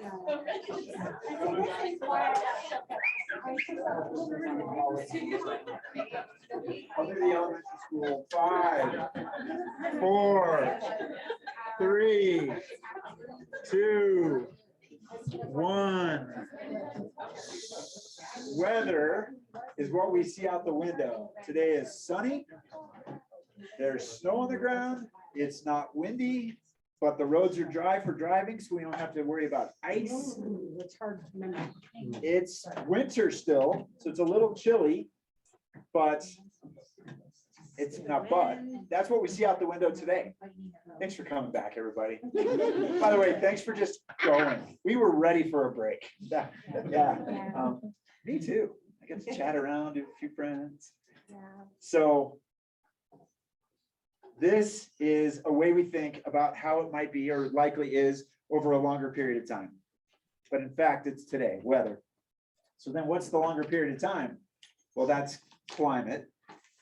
So droughts, they kind of are married. Drought is a condition of a lack of water, less than average amount of water over time.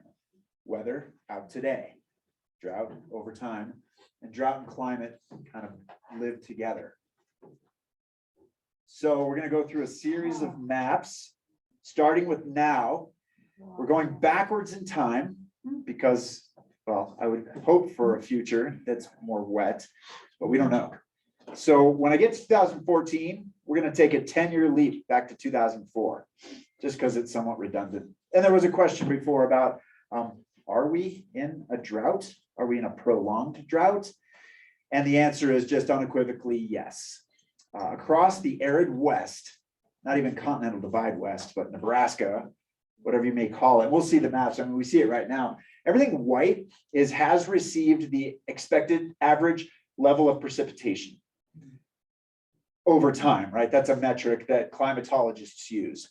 So sort of the Central East has received the expected amount of precipitation this year. This is the absolute most recent map. US Drought Monitor, really cool place to go. And I don't know, turn on the news in the morning and the meteorologist sometimes refers to the Drought Monitor maps. This is science. This is .edu stuff. So, or .gov, but anyway, there it is, .edu. When you're looking at URLs, that's pretty important because the open source internet will allow anybody to put anything, whether or not it's true. You know, the Pacific Northwest tree octopus is a site I came across, you know, and so when we have the Nebraska walrus, no, it's true. I read it. .edu, and this is CSU also. .edu, colostate.edu. It is the research-based, academically oriented information comes out of .edu.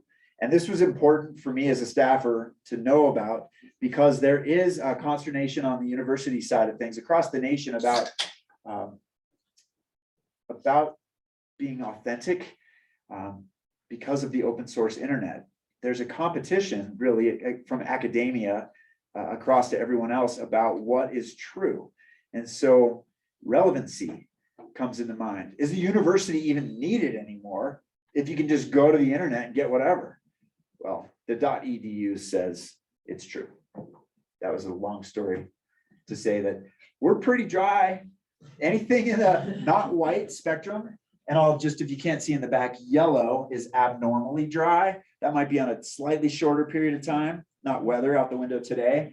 And then we go moderate is tan, severe is this sort of greenish yellow, and then extreme is red, and exceptional is magma. All right, how are we looking today? Well, by the way, we're talking drought over time and all that, but this is April 19th's metric. It's meant to be kind of a more comprehensive, longer term view. But today we're in the abnormally dry, which that's pretty much Kremling. That's the headwaters, Colorado River. I mean, that's pretty much us. The Blue River, upper blue, hits Dillon Reservoir, 10 Mile out of Copper, Snake out of Keystone, Dillon Reservoir. It all flows, becomes the lower blue. Lower blue becomes the Colorado River in Kremling about. So anyway, that line is us, and we're abnormally dry. And then it goes worse from there. The state is moderate, and then immediate neighborhood is in extreme. So I'm just going to walk us backwards. If you care to pay attention, top right of the page is the month year. Oh, wow. Serious? So somehow they got enough precipitation January 21st in 2020 in the west. Four corners. So this is that idea of we have been in a less than expected precipitation condition, aka drought, for this sort of 20-year window. A lot of fires over the last few years in California, Oregon, Washington, Montana, Idaho. I mean, it's just nuts. So, oh yeah, I didn't really kind of draw 2014. Let's just take a leap. 2004. I didn't go further back. The condition doesn't change. This is expected to some degree. We are in the arid West. The Southwest is arid. Still, it's worse. Pardon me. I should have cleaned this up. Slide shouldn't be so text heavy. Just give everyone a moment.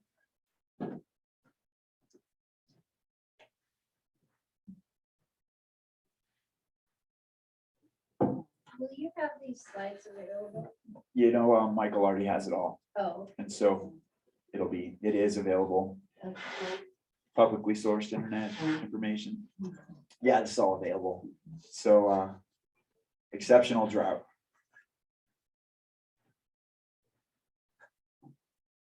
real quick capture. We talked about it already. Less available water in the soils. The trees don't have enough water to create sap. That's where the mountain pine beetle came in and just overwhelmed. The tree's natural defense is water makes sap, makes push out beetles. Not an option. Oh, wow. So the suggestion right now is that Lake Powell is at its lowest point since the day it was being filled. I was talking with someone earlier about some of this. Lone Rock, the typical water line is something like right up at the tip. So all these islands or geography that was under the water level are emerging. You got to think the marina was way that over here.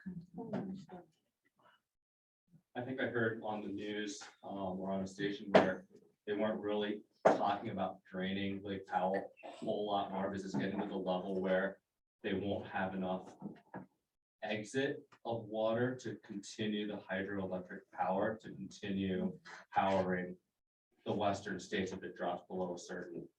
Right, this level. What are the cities, well, that need electricity? Las Vegas, Vegas, just hit me with the big ones that are in the Phoenix. Southwest. Phoenix, LA. LA, oh my God. Albuquerque's a little bit further east. Right, and everything in between. Just the little ones like St. George. So how about water availability? Really early on, we talked about population pressure. So everybody needs water.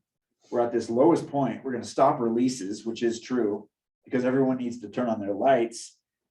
These are somewhat the American, and we have all these resources. It's our expectation to flick a switch and it will be there.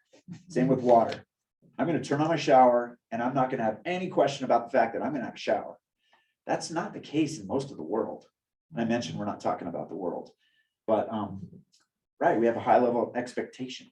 And I don't know if anyone is familiar with the story of Hunger Games. Apparently it's the most highest revenue grossing movie chain out there. So the Hunger Games, we are the capital. We have all the resources. And in fact, in the world of creeping towards 8 billion people, 2050, maybe 10 billion, we comprise 4%, the United States, of the world's population. But we have everything we want, anytime we want. And we're starting to get to this place where that is going to change. Adaptation, we're going to have to understand that we can't just have a shower anytime we want. Thankfully, our towns are doing positives, get back to that positive. Regulations are saying you can only water every other day, or hopefully some subdivisions aren't putting any bluegrass or lawn, whatever kind of lawn you want to talk about so much anymore. Everybody likes to walk on lawn with bare feet. That's awesome. But 99% of the time, that lawn is just sitting there, not doing anything, and it's being watered. What if it was turned to agriculture or something of that nature? I don't know. CSU, I do this Master Gardener program, and we pretty well talk about how one of the little components is we have 27 frost-free days in Summit County. And that's creeping up to like 32. And then you can create microclimates with thermal mass, kind of things that can hold heat. We really can't turn our yards into, viable gardens, but right, rather than, switching out grass for gardening, but it is good mental energy. So how do we deal with this forest condition? So many people here in Summit County, the whole series of slides even before the break. Well, we have firefighters. So what is our firefighting capability? Here's another thing, expectation. We ought to be careful about that. And this is, well, I expect that I think I'm speaking for many of us, if my house is on fire, or if there's a fire near me, a fire engine is gonna park in my driveway. Ain't happening. So we're gonna get into our preparedness capability. These are the stations we have in Summit County. They are staffed with a crew typically of 3, ideally 4 firefighters. So you think of the rig, 2 in front, 2 in back, and but staffing We have 3. Oh, and by the way, when wildfire season occurs, starts happening across the nation, we often deploy, we send our people elsewhere to help. Mutual aid. We do response, and the idea is we'll receive aid as well. South Dakota's coming to us when we need them, that kind of thing. But we may not have as many firefighters on hand when we need them. Same with aircraft. We got really lucky with the Buffalo and Ptarmigan fires. Many of those aircraft are stationed out of South Dakota, some Southern California, but there's only, like this, a certain amount of aircraft available across the nation. Wow. Once they get deployed, they're not available to us. So if we have an incident after they're already responding, we're on our own. Not to freak us out, once again, just a bit of information for your quiver. This gets us back to individual actionables. What are people doing on their own parcels? And are they talking to their neighbors and hopefully creating continuity of fuel reduction across neighborhoods? That'll help all of us. And conversing with each other. We're all humans. Well, I like to talk a whole lot. My daughter called me a talkosaurus one time. All right, we'll just expand the talkability. But maybe you can be neighborly with your neighbors. Talk about how you all can help each other. It does take everyone to help everyone. And this is some verbal judo that we use when we're trying to encourage people to do stuff. And it's don't be the reason your neighborhood burns down. Do something on your property. The other one, when it comes around, spinning off topic slightly, is we are in the Wild West. Private property rights rule. Pretty much you can't tell or make anybody to do anything on their property. So it's leading with carrots all the time. Same with evacuation. The sheriff cannot make you leave your property. You can say, I'm not going. And then verbal judo kicks in and we say, well, we'll talk to your dentist and line up your dental records just to figure out who you are after the fact. Get out, right? Don't, because if somebody stays, then it becomes a problem for the firefighter because of the tier of what's most important. Life is number one, property infrastructure. So if you stay, you're now a liability to all of the responders because you're in the way of them doing their work, first of all. And then if your structure is burning and you're in it, they have to stop everything else they're doing to come and save you because we are pretty much putting people first. So how many? Let's talk about it. Well, this is how many are available. So there's the reason why they're not going to park in my parking lot. Top right of the slide. 30,000 residences, maybe excluding multifamily, and there are 23 rigs at any given moment to deploy right now. Well, that's the apparatus. How many people do we have? They're never going out alone. There's 3 people per crew or one more than that. So there are fewer than 23 available to roll right now out of our 7 stations. Pretty much 7 rigs can roll right now. Within an hour, Eagle's coming over, Grand is coming over. We've got these other, Denver's coming up, but we can't expect it anytime soon. Thank you very much. There's a long spiel, Pete. There was kind of a lot of chatter for the Marshall and Boulder fire about why the responders weren't doing anything. They weren't fighting the fire. And the reality of that, I watched it on television. I had a friend who lost their home. They're literally the only thing they could do in that situation was just yell, get out, go that way, to all of the thousands of people that were involved.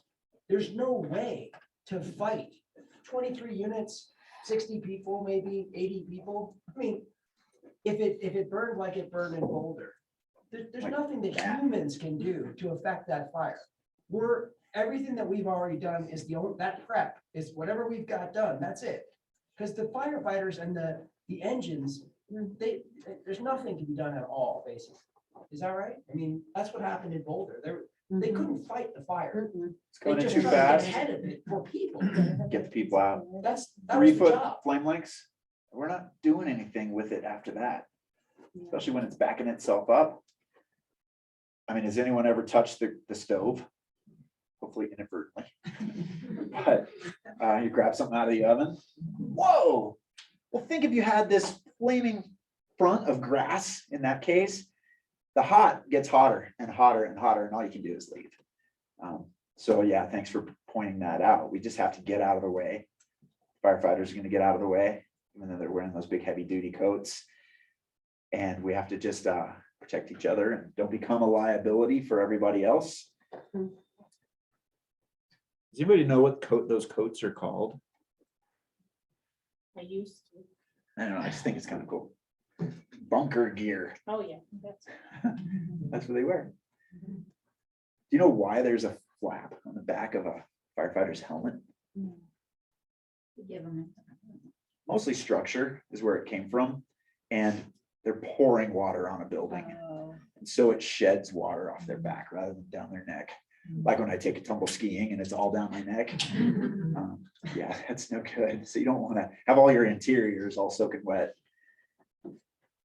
Any other thoughts for all of us before we Well, I just wanted to continue? share a quick thing that came through my head really quick. I lived in an apartment building for several years, and shockingly, the guy above me would smoke his cigarettes and drop them live, flaming through the slats of the wood coming down into my partition down below, and it would catch on fire, the leaves or whatever was down there, and he never thought about it.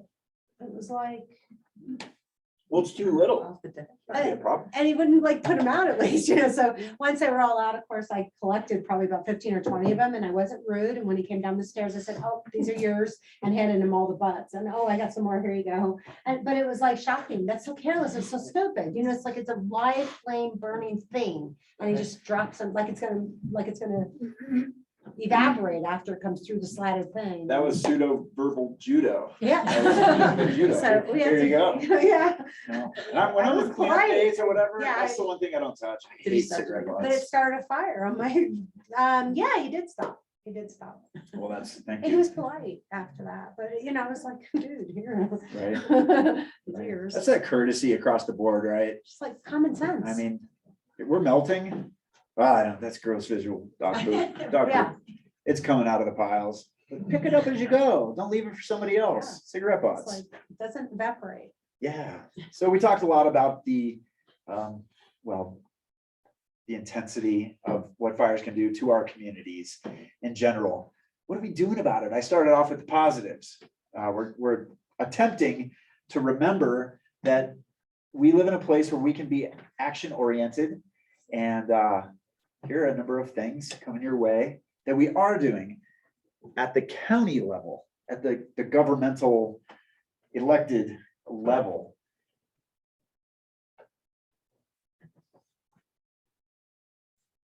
And at the voluntary level. So this is something I administer the Wildfire Council, or really a team.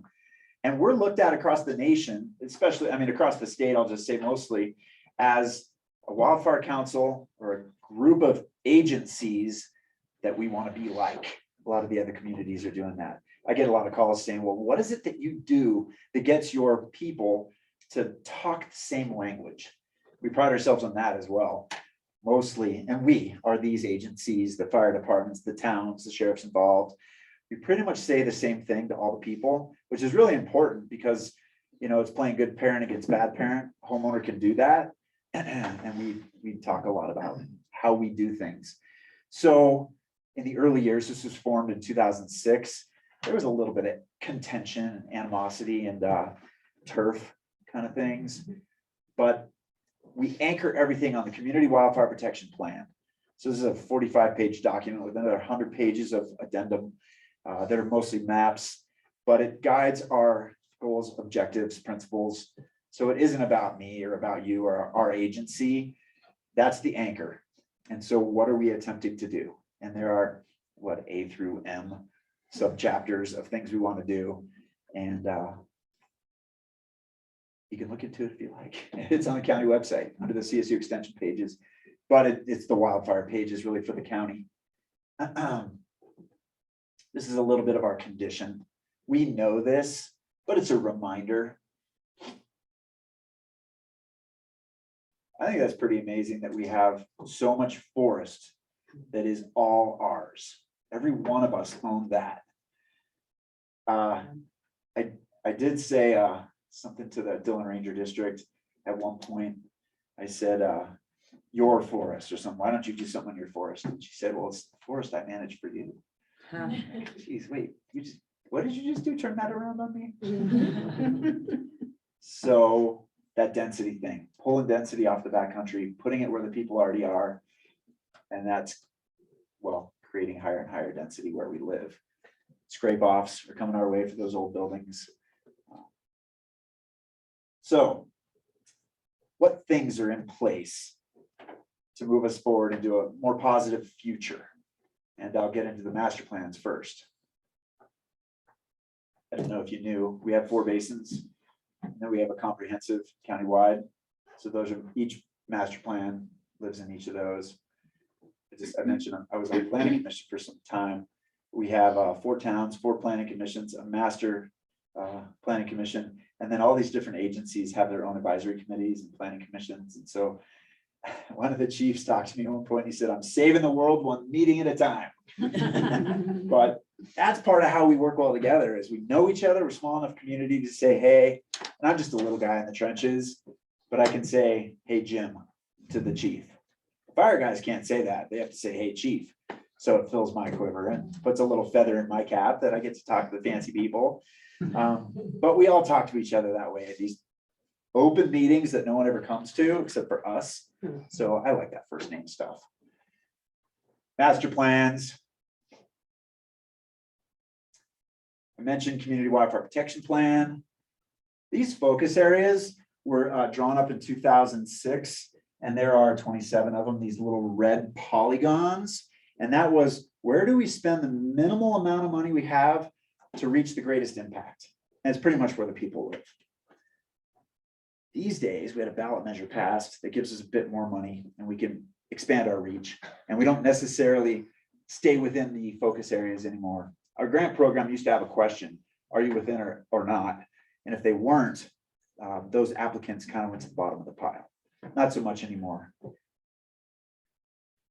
So back in this kind of our open space arena, all the towns, county, Forest Service, we're all participants. I talked a bit about this already. This is, I believe it's the Blue River Zone. County Road 503, these ones. Anyway, these homes are doing defensible space. They're pushing the forest back to some degree. Is it helping? I mean, it's helping. For me, I think the #1 priority is to keep this topic on people's minds, and then to give them something actionable, gives ownership. It's kind of like if you've ever been on a trail maintenance crew, FDRD or something, that little portion that I worked on for that afternoon, that's my piece. Every time I go by there, I'm empowered. There's empowerment when you come, when you do work on your own property.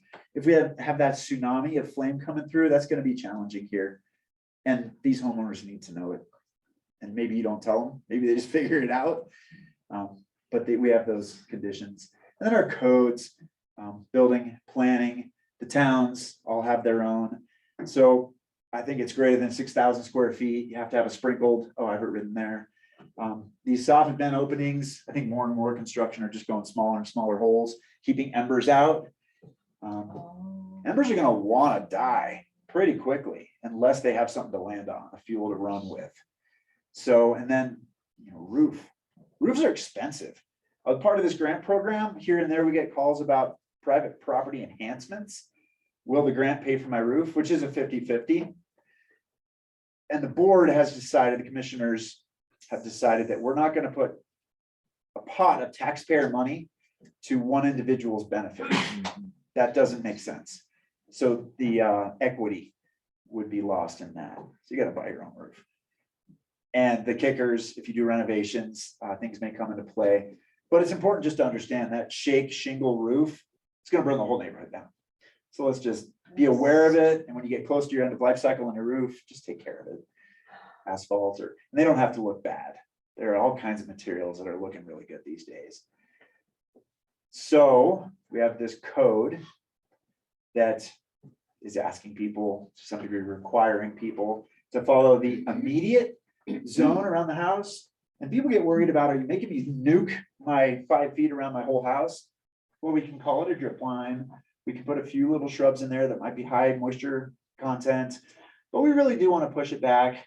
Call it I said drip line, don't put mulch right up against the house. Embers land in wood. Something else about why is this area is really the most important. Grasses, oops, I'm sorry, how many feet does that say? 5 feet Okay. off the drip line. And this is a rectangular or square. Houses have all kinds of articulation. So can we push flammable vegetation away from the structure? The first 5 feet, that's the ember thing. Grasses grow up under the fascia. We don't really think of it that way. Flame now is under the fascia within the house. We still don't even know it's happening. Fire department drives right by because we can't see it. Hour later, the whole house is on, the half of the house is on fire. So then we go back to the immediate zone, intermediate zone. We're creating a park-like environment with clusters of trees, spaces about 10 feet apart. Still looks really beautiful. Also, when you want to limb up branches, I don't think the slide talks about it. Fire starts on the ground, usually starts small, and it works its way up. So grasses lead to small tree branches, lead to bigger tree branches, higher. That's a ladder of fuels. We want to break up the ladder. So grasses are here and you haven't weed whacked them in a while. But if you took your branches up, you don't want to make them look weird. 1/3 of the height of the tree is the highest you ought to go with branch removal. But still, we love those spruce trees that come way down like a umbrella and touch the ground. And so this always comes around to personal preference. There is no dictate that says what you must do. There will be a recommendation when the fire department comes out and does a defensible space walk around. And typically they have a really like 1, 2, 3 sections of things you can do. And it's the minimal cost, moderate cost, expensive, roof, minimal, weed whack. So just to keep in mind, don't make your trees look weird. Oh yeah. What do you recommend instead of mulch then? That's because everyone puts mulch against the house. They do. We have river rock galore. Ah, just put river rock. Yeah, we can make it look pretty nice. Stones, what are those, like pavers? Can also look kind of crappy. It's like art, eye of the beholder, back to personal preference. Fire guys will often say if there's a tree adjacent to the house within that 5 feet or 30 feet zone, it's probably recommended to remove it.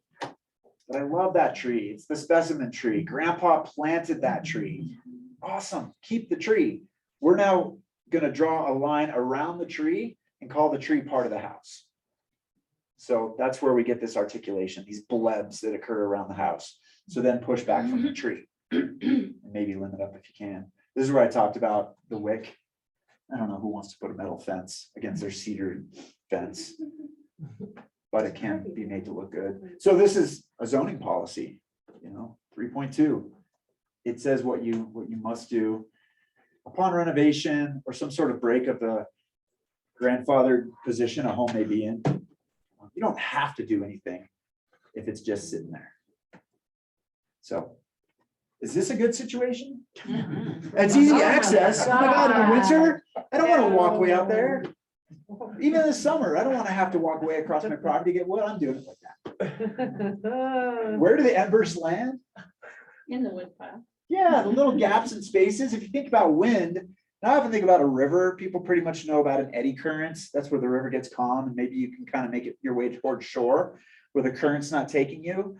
The same exact condition happens up here in the atmosphere, not even atmosphere, like 30 feet above your house. The air is swirling and pretty well moving in a direction, but it's always moving everywhere. And so embers are going to get pushed right into this through the atmospheric flow. Trouble. Potentially, when there's an appendage, that deck, killer looking deck, great staircase. You don't want to lose that. Land use development code, once again, at subdivision, we're starting to create defensible space before anything goes vertical or down with foundation. One example of that, I guess, is on Sally Barber Road, the pavement side. You go up Baldy, and then Duncan is on the right. I don't know what's further up the road. On the left is Sally Barber Road. A little bit of pavement before you hit dirt, and you're on single track forever. There's a subdivision there. Who knows what it's called? It's all brand new. Trails of Berlin Placer. Placer. Tell me what Placer is called.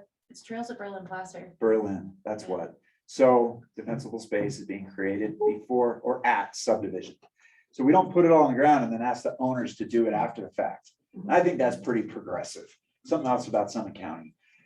We're not sort of stuck in the past, it's progressive. And that is occurring currently. I don't know how many more developments are gonna, well, we're gonna keep developing for a long time. But the idea is sound.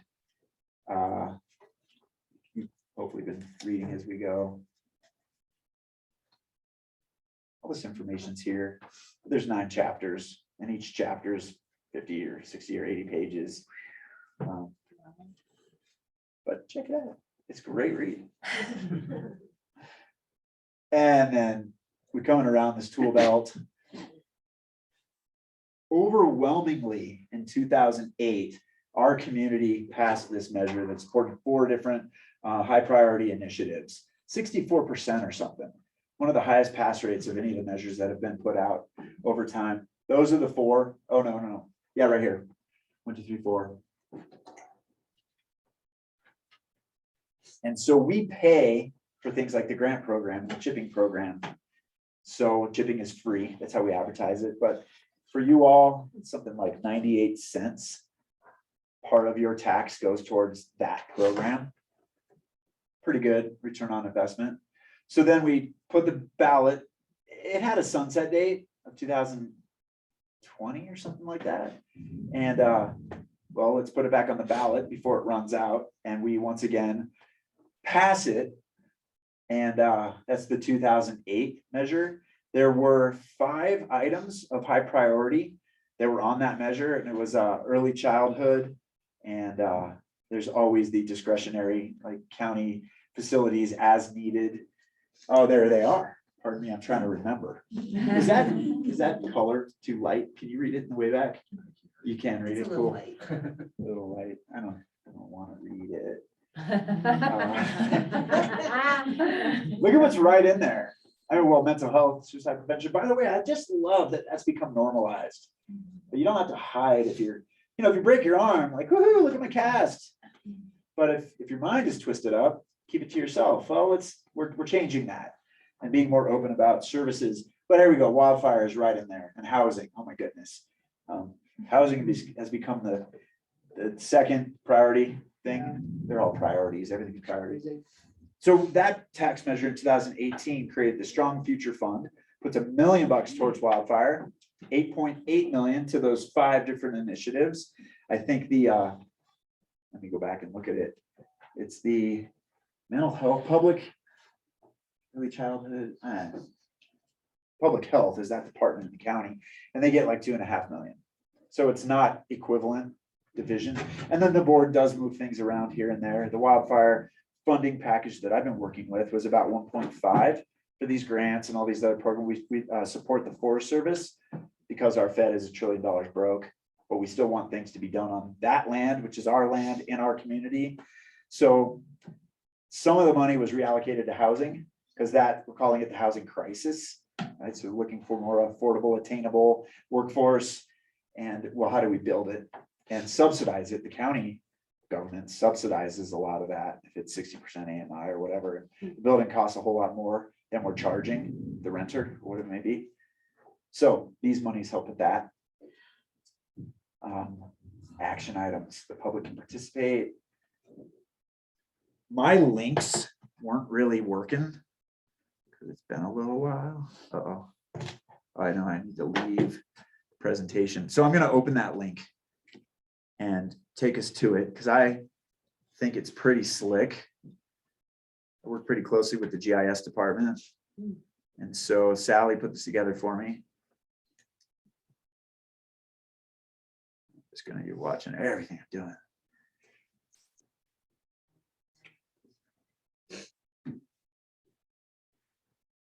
Who's using Chrome?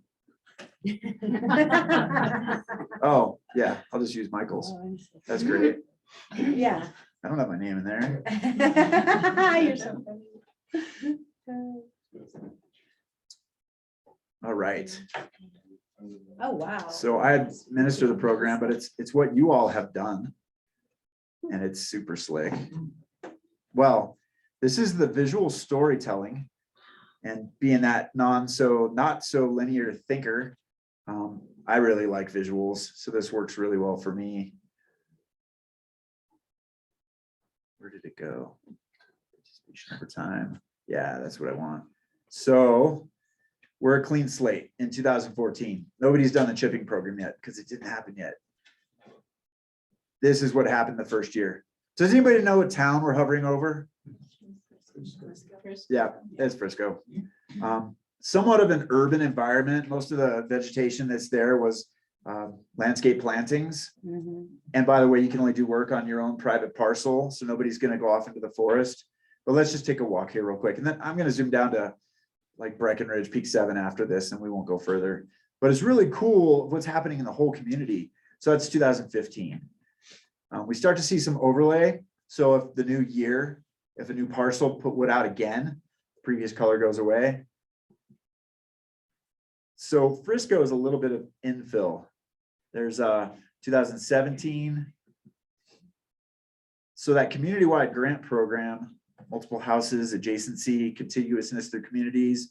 It's a little bit harder to happen here, the landscape condition. But check it out. We're doing good work. That big blob on green, each parcel that has its own lines in GIS, the whole parcel lights up, even if somebody put out one stick, if I tracked it as a participant. So that's County Commons. And we did some work there. It's pretty good. And then I should click 21. There it comes. 21 is that Aqua. Are we doing good? Yeah, the public participation is on. And my goal has been met. My objective is that this topic stays on people's minds. And it's proven by action. And we keep track. So when chipping program is Monday through Friday, I always go out on Monday ahead of the crew with our iPad, and I just basically it's addresses. And that's what comes around here. So I'm gonna zoom. Never mind. Use. Yeah, that's pretty cool still. Pardon me, don't want to give anyone a headache. Farmer's Corner, all the years are lit up right now, being 8 years worth of program. Braddock Hill, big blob of green is the golf course. So town put out some wood at one point. Yeah, I mean, check out the Highlands. Silver Shekel is to the way left of the screen. Active. But we don't ever want people to get complacent and think we're good now. It's an ongoing annual effort. To the way left is Peak 7. So 7,001 independent parcels have participated over time. Wow. That's what I wanted to show. I think that's pretty slick. And that is a depiction of what's happening all the way to Hoosier Pass You want to get over into Fair Play? and way north. Our tax dollars aren't providing a program to Fair Play. Fair Play could use some help. Yeah, but you guys aren't really taxing yourselves so much. Well, Where's the money? It's a little bit more the ranching, I like the conservatives, the you know, involvement though. don't give my government money. Awareness. We're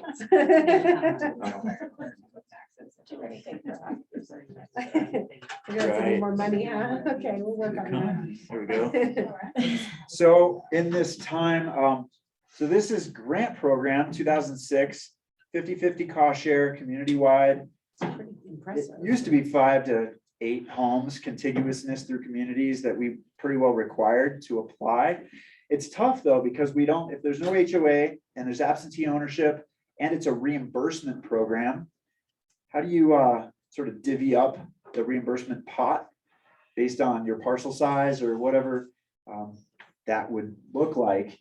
Gets a little bit more challenging. So we're now talking about maybe 3 properties that are adjacent.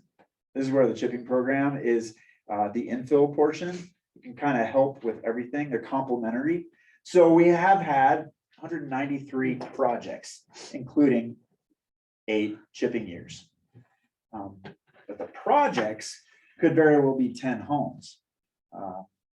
Pebble Creek Ranch, north to the west. They have basically gotten funding for 12 years, which they keep applying. That's the other thing. It's not like we would like to be equitably distributed across the county, but if we don't receive applications, so they are like 10 or 15 homes every year, a year. But each of those 10 or 15 just got counted as one. Ultimately, we have like about $7 million of projects that we all benefit from at the cost of about 3.5 million. So we get twice as much work for half as much money, sort of how I look at it. And so we all benefit from these programs. That's the point. Cost per acre is crazy high. Oh, I see it. You know, a lot of the, we work with the State Forest Service. Ashley sits in the office in Frisco, and the State Forest Service doesn't really want to take on any project that's greater than $1,500 per acre.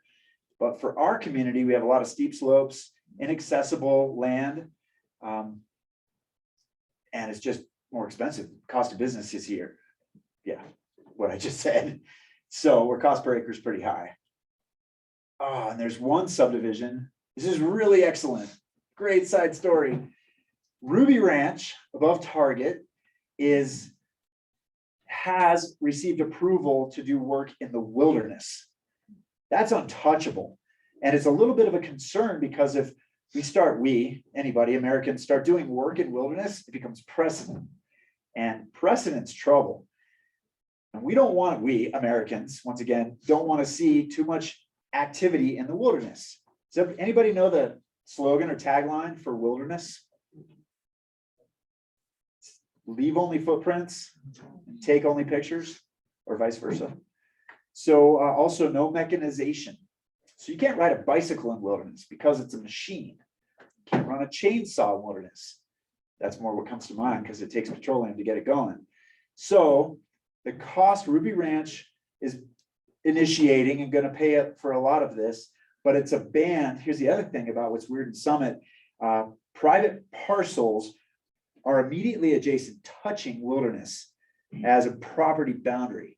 That doesn't happen anywhere, ever. There's always a buffer, but not here. And so the approval has come, and it's 100 feet by, I don't know, quarter mile or something of land. But I'm getting to cost per acre. It has to be a hand crew, and a hand crew is saws like this, right? No chainsaws, no machinery. How much do you think it's going to cost per acre to do the work in the what wilderness? Eagle's Nest Wilderness, adjacent to the Ruby Ranch?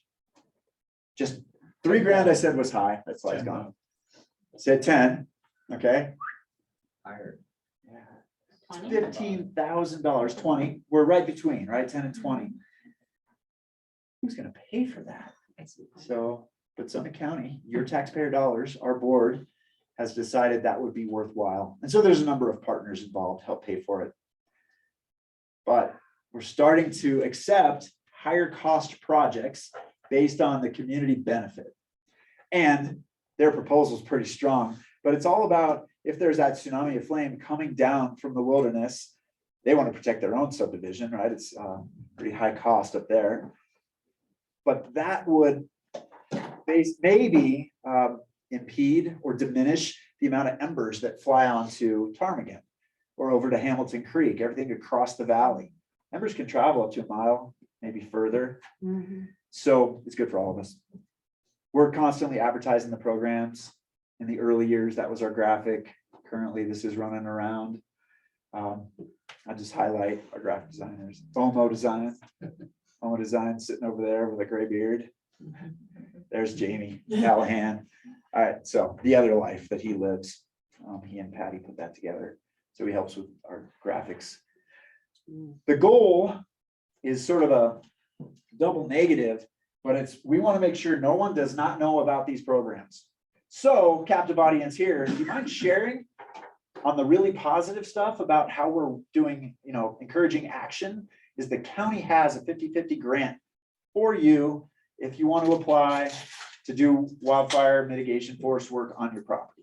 So you can share that with people after you tell them they might burn down, unless they do stuff.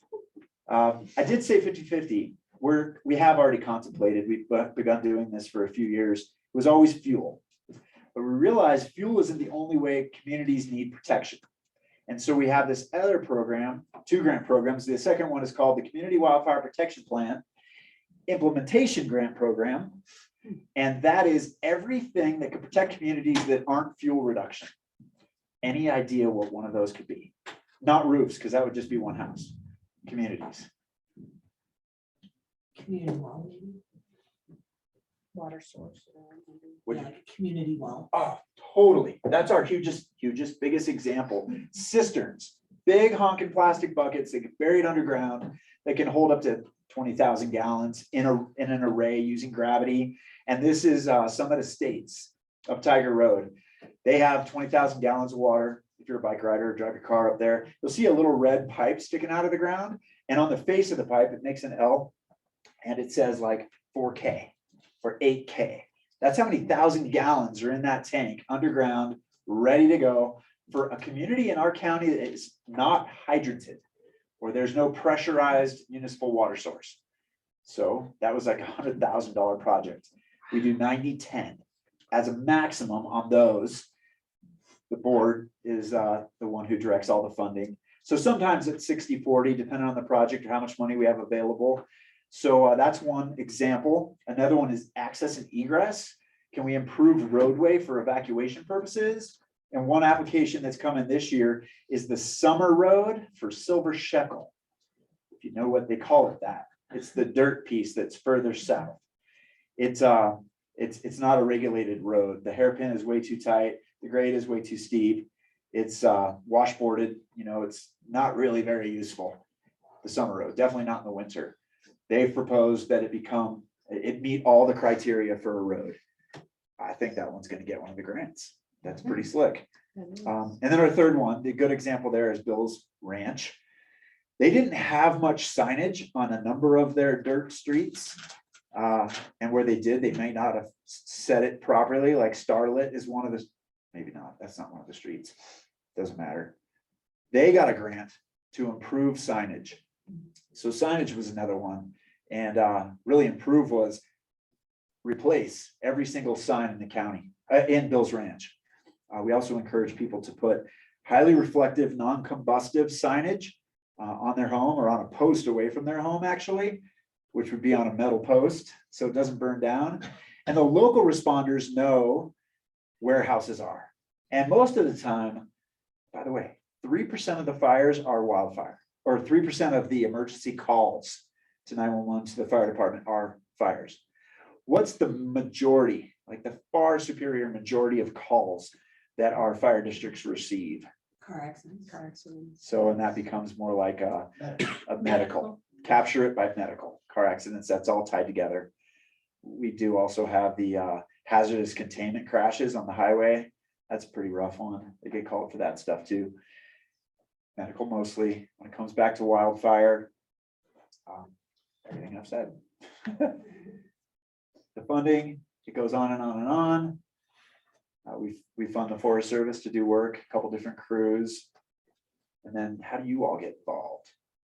Well, you're one of these forward-facing bodies that talk to the people who can do the work. And really, it's just engagement. Back to my goal, it's education, keeping people informed of where they live and things they can do. And you all could help with that because you interface with so many people.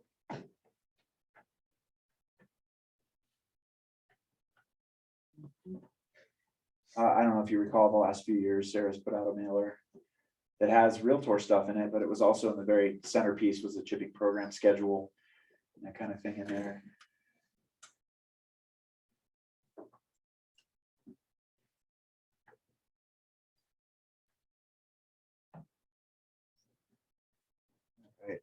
I have one more package. I'm gonna take another break. Come back at 20, like 5 minutes.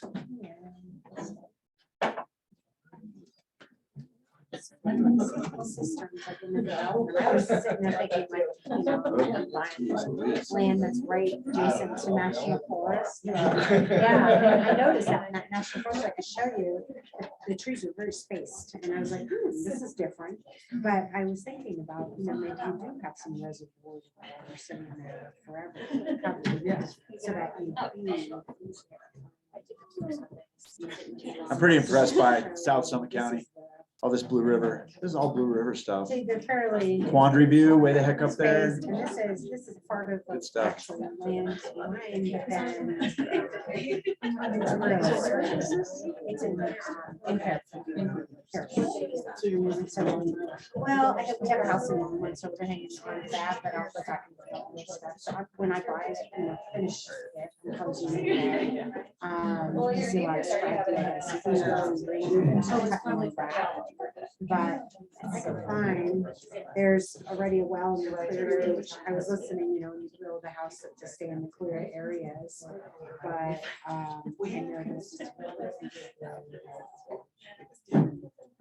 there's a larger, like this is really healthy looking, aspens have been really clustered together, but this looks like extra crap, so there's spare. And then in the very back of the property, to make it safer. New roads, that kind of thing. But there's a spot that's clear, and that's where the wellhead is. See how, and the sun is coming in, so it's the area. That's the house is right there. And then the trees are somewhat dense. And the back of it is really.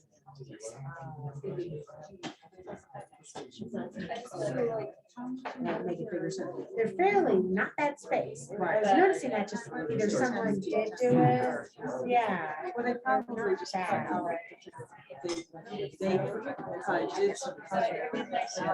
Like you can tell that baby's old, it's just big, it's massive, and it's gonna be pretty good. Like this is a lot of crap. This is like a lot of stuff that happens when it's touching the ground. I've been thinking a lot about all of this with the property. I really see how much, but I want that.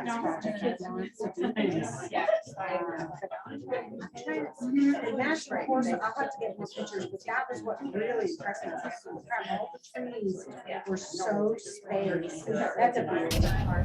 That was quite exciting to see how much room. There's a lot more room. So I gotta go do all that. I gotta make it work. So I got it. I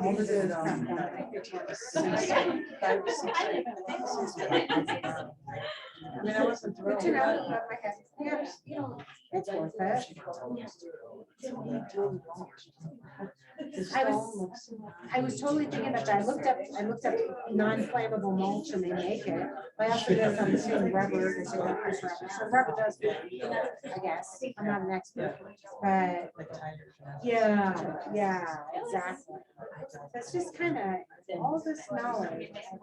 But I was enthralled because I had not experienced that. When I went back to this property, I went, holy crap. And I looked all around and I could see all the spaces and the trees and everything apart. And I was like, yeah, it was just amazing. But yeah, I got to work with them. You do. Yeah, but I like it though. Yeah, we know lots of them. Yeah. Oh, I think Bigfoot's back there. I don't know what that's about, but I noticed when you're hiking, you come back and find your trail that way. But somebody's done that. It is somewhat, right? But I guess it's fairly spaced, but still, there's a lot to be had there. It's like, so how long? Oh, they're gonna probably do, and this one's a better view of the spacing. See how, I mean, I was like, oh my God, when I stood in my heart, no, this is it. They're doing, a friend of mine, he's a realtor that works mostly, he's both theirs, but he was mostly, in, Park County. He is doing these cute, like, homes. I wish I had a picture of it. It's in my computer home. All right. But they're like kids. We'll keep it rolling here. But they're small square. I'm gonna call everybody back. Thanks for coming back at 20. And I know this class is supposed to be 3 hours. So maybe we can crush through it here a little sooner than that. But thanks everyone for your attention. I'm happy to help you head closer to your Summit certificate. I think that's important. So what can we do? Home hardening. Does anybody not know what home hardening is? Awesome. So there are probably many more of you who didn't raise your hand, but it is using materials on the exterior of the home that would be more fire resistant than less. So pine is gonna burn. But an asphalt Trex type of, I'm not saying Trex so much anymore because that's a company name. I'm not trying to promote. But there's a lot of these cementitious materials that look great that would be more fire resistant. But with enough heat, everything turns to lava. Oh yeah, okay. So what natural disasters? When I say where do you come from? Not here, but where you came from. Hurricanes. You've got hurricanes. What else? Floods. Volcano, Really? big Well, island of Hawaii. Volcano, the big island specifically, Hawaii. All right, that's a good one. Where are you from?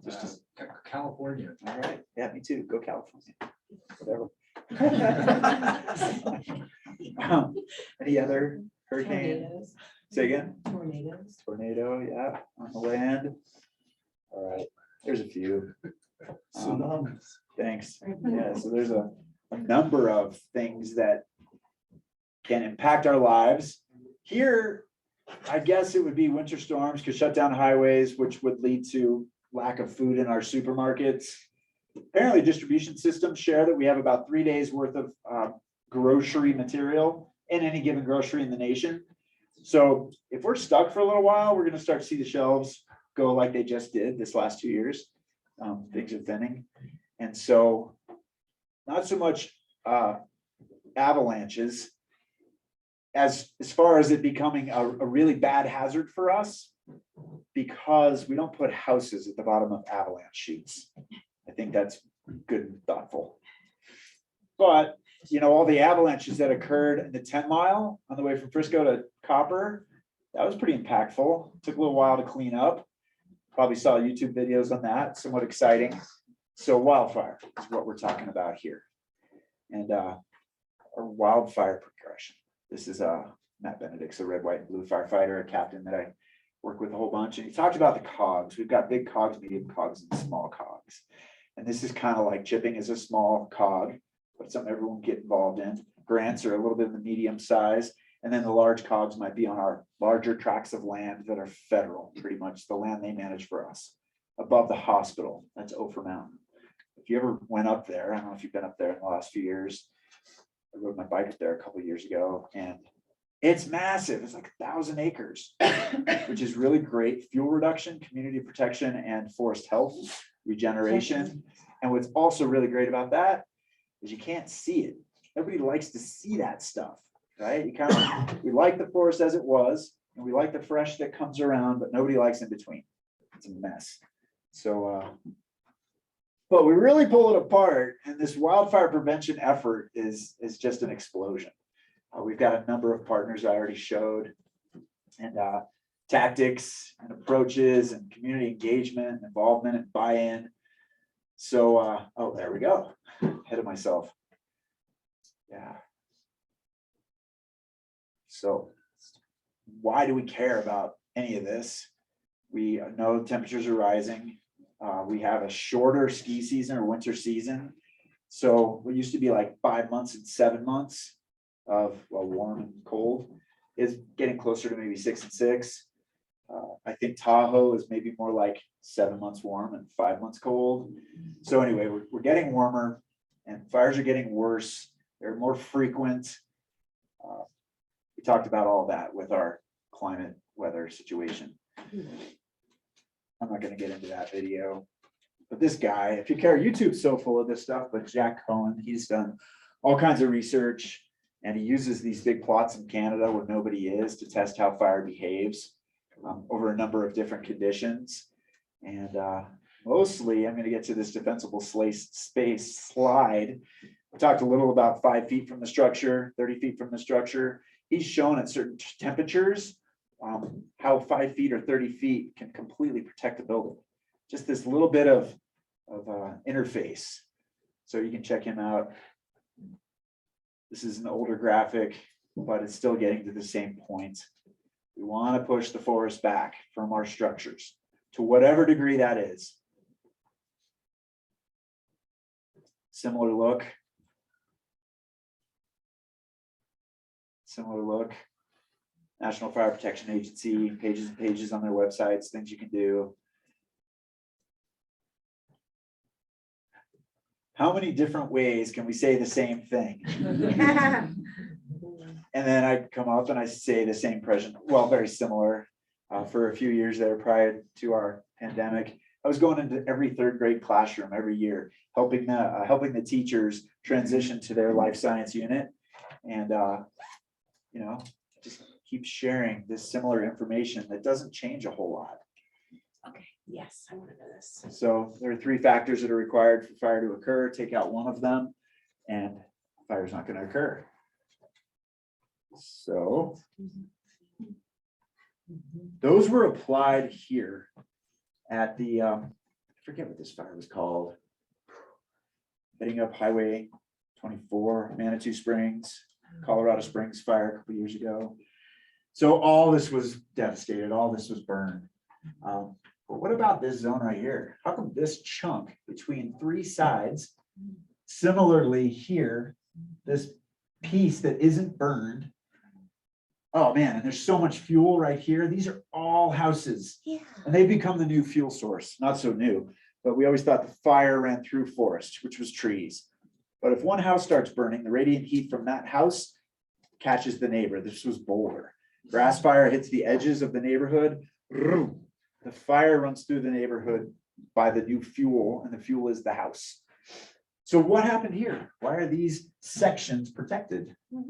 They created defensible space. They pushed the fire back. A lot of these other places just didn't do a whole lot of work. It was that complacency kicking in. Somebody's going to come and save me. Also, I'm an urban environment where an asphalt jungle can't happen here. So these are just ideas or reminders of it can happen pretty well everywhere. So I think I put that. Yeah, we're going to jump to that slide. Escape. I'm not real smooth right now, but thank you for your patience. It's the 3-minute one. Just a quickie. For our house, safer for the firefighters that do come in. Our neighbors are now very interested in having the same thing done to their property. And if we can get that done, it's going to make the whole neighborhood safer.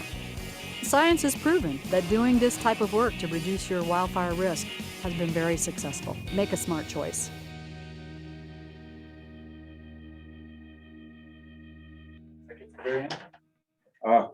My prompt was probably way out there. Awesome. Because then we can just keep going. That was the point, right? Do something. And once your neighbor sees it, often this is a positive by association. That Vista thing. Everybody's forested. That's what it all looks like. That's how I ought to be. Then the neighbor starts. Living near the forest is great, but it comes with risk, especially when fire is a possibility. Fire is a concern for anyone living in the wild. We have this contiguousness, hopefully, because we all see that it looks good. I'm just gonna leave that side banner because I'm screwing around too much. Okay. So I've talked a lot about our resources. If you did or didn't know, SAR has money as well. And often it doesn't get spent because people don't know it's available. So things you can do. Your fire department's all set up to come out. Although at the Summit Fire and EMS, there's one person currently, Steve Lipsher comes out, and last year he had 200 requests. So he couldn't come and evaluate everyone's property. The whole overview is take a look at your property. What do you think you could get rid of that wouldn't like hurt your heart too much? And then it becomes a progression. It's kind of a capture.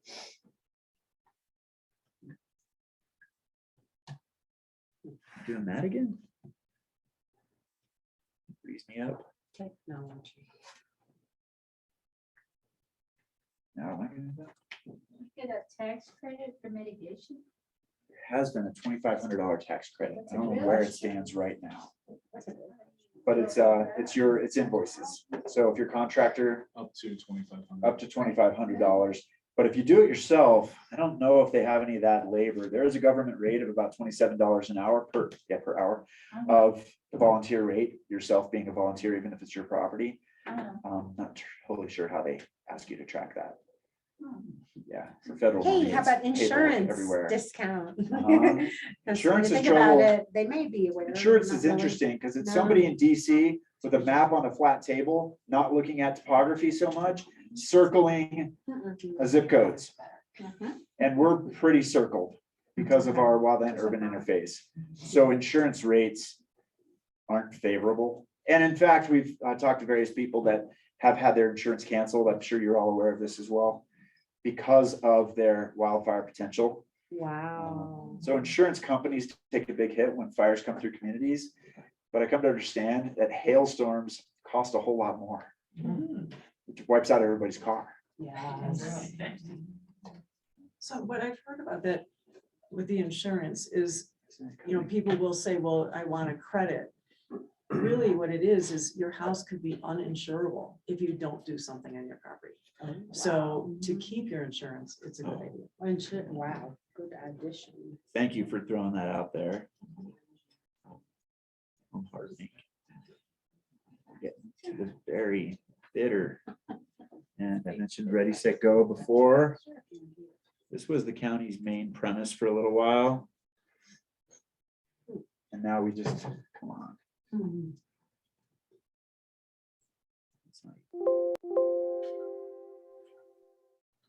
I don't see that at all over here. Come on.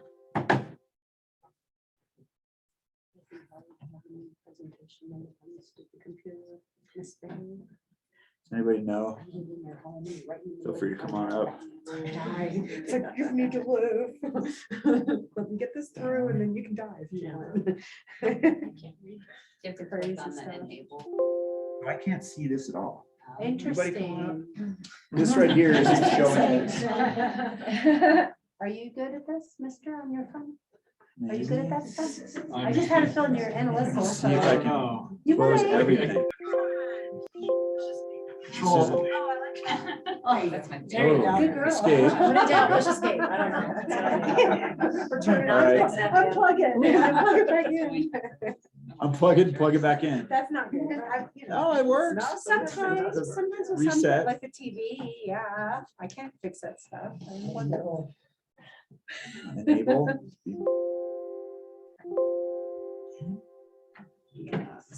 Yeah, how about bathroom break?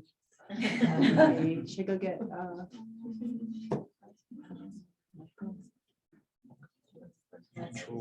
Yeah, this came up. Oh, you guys can't even see it. Michael, if you can hear me.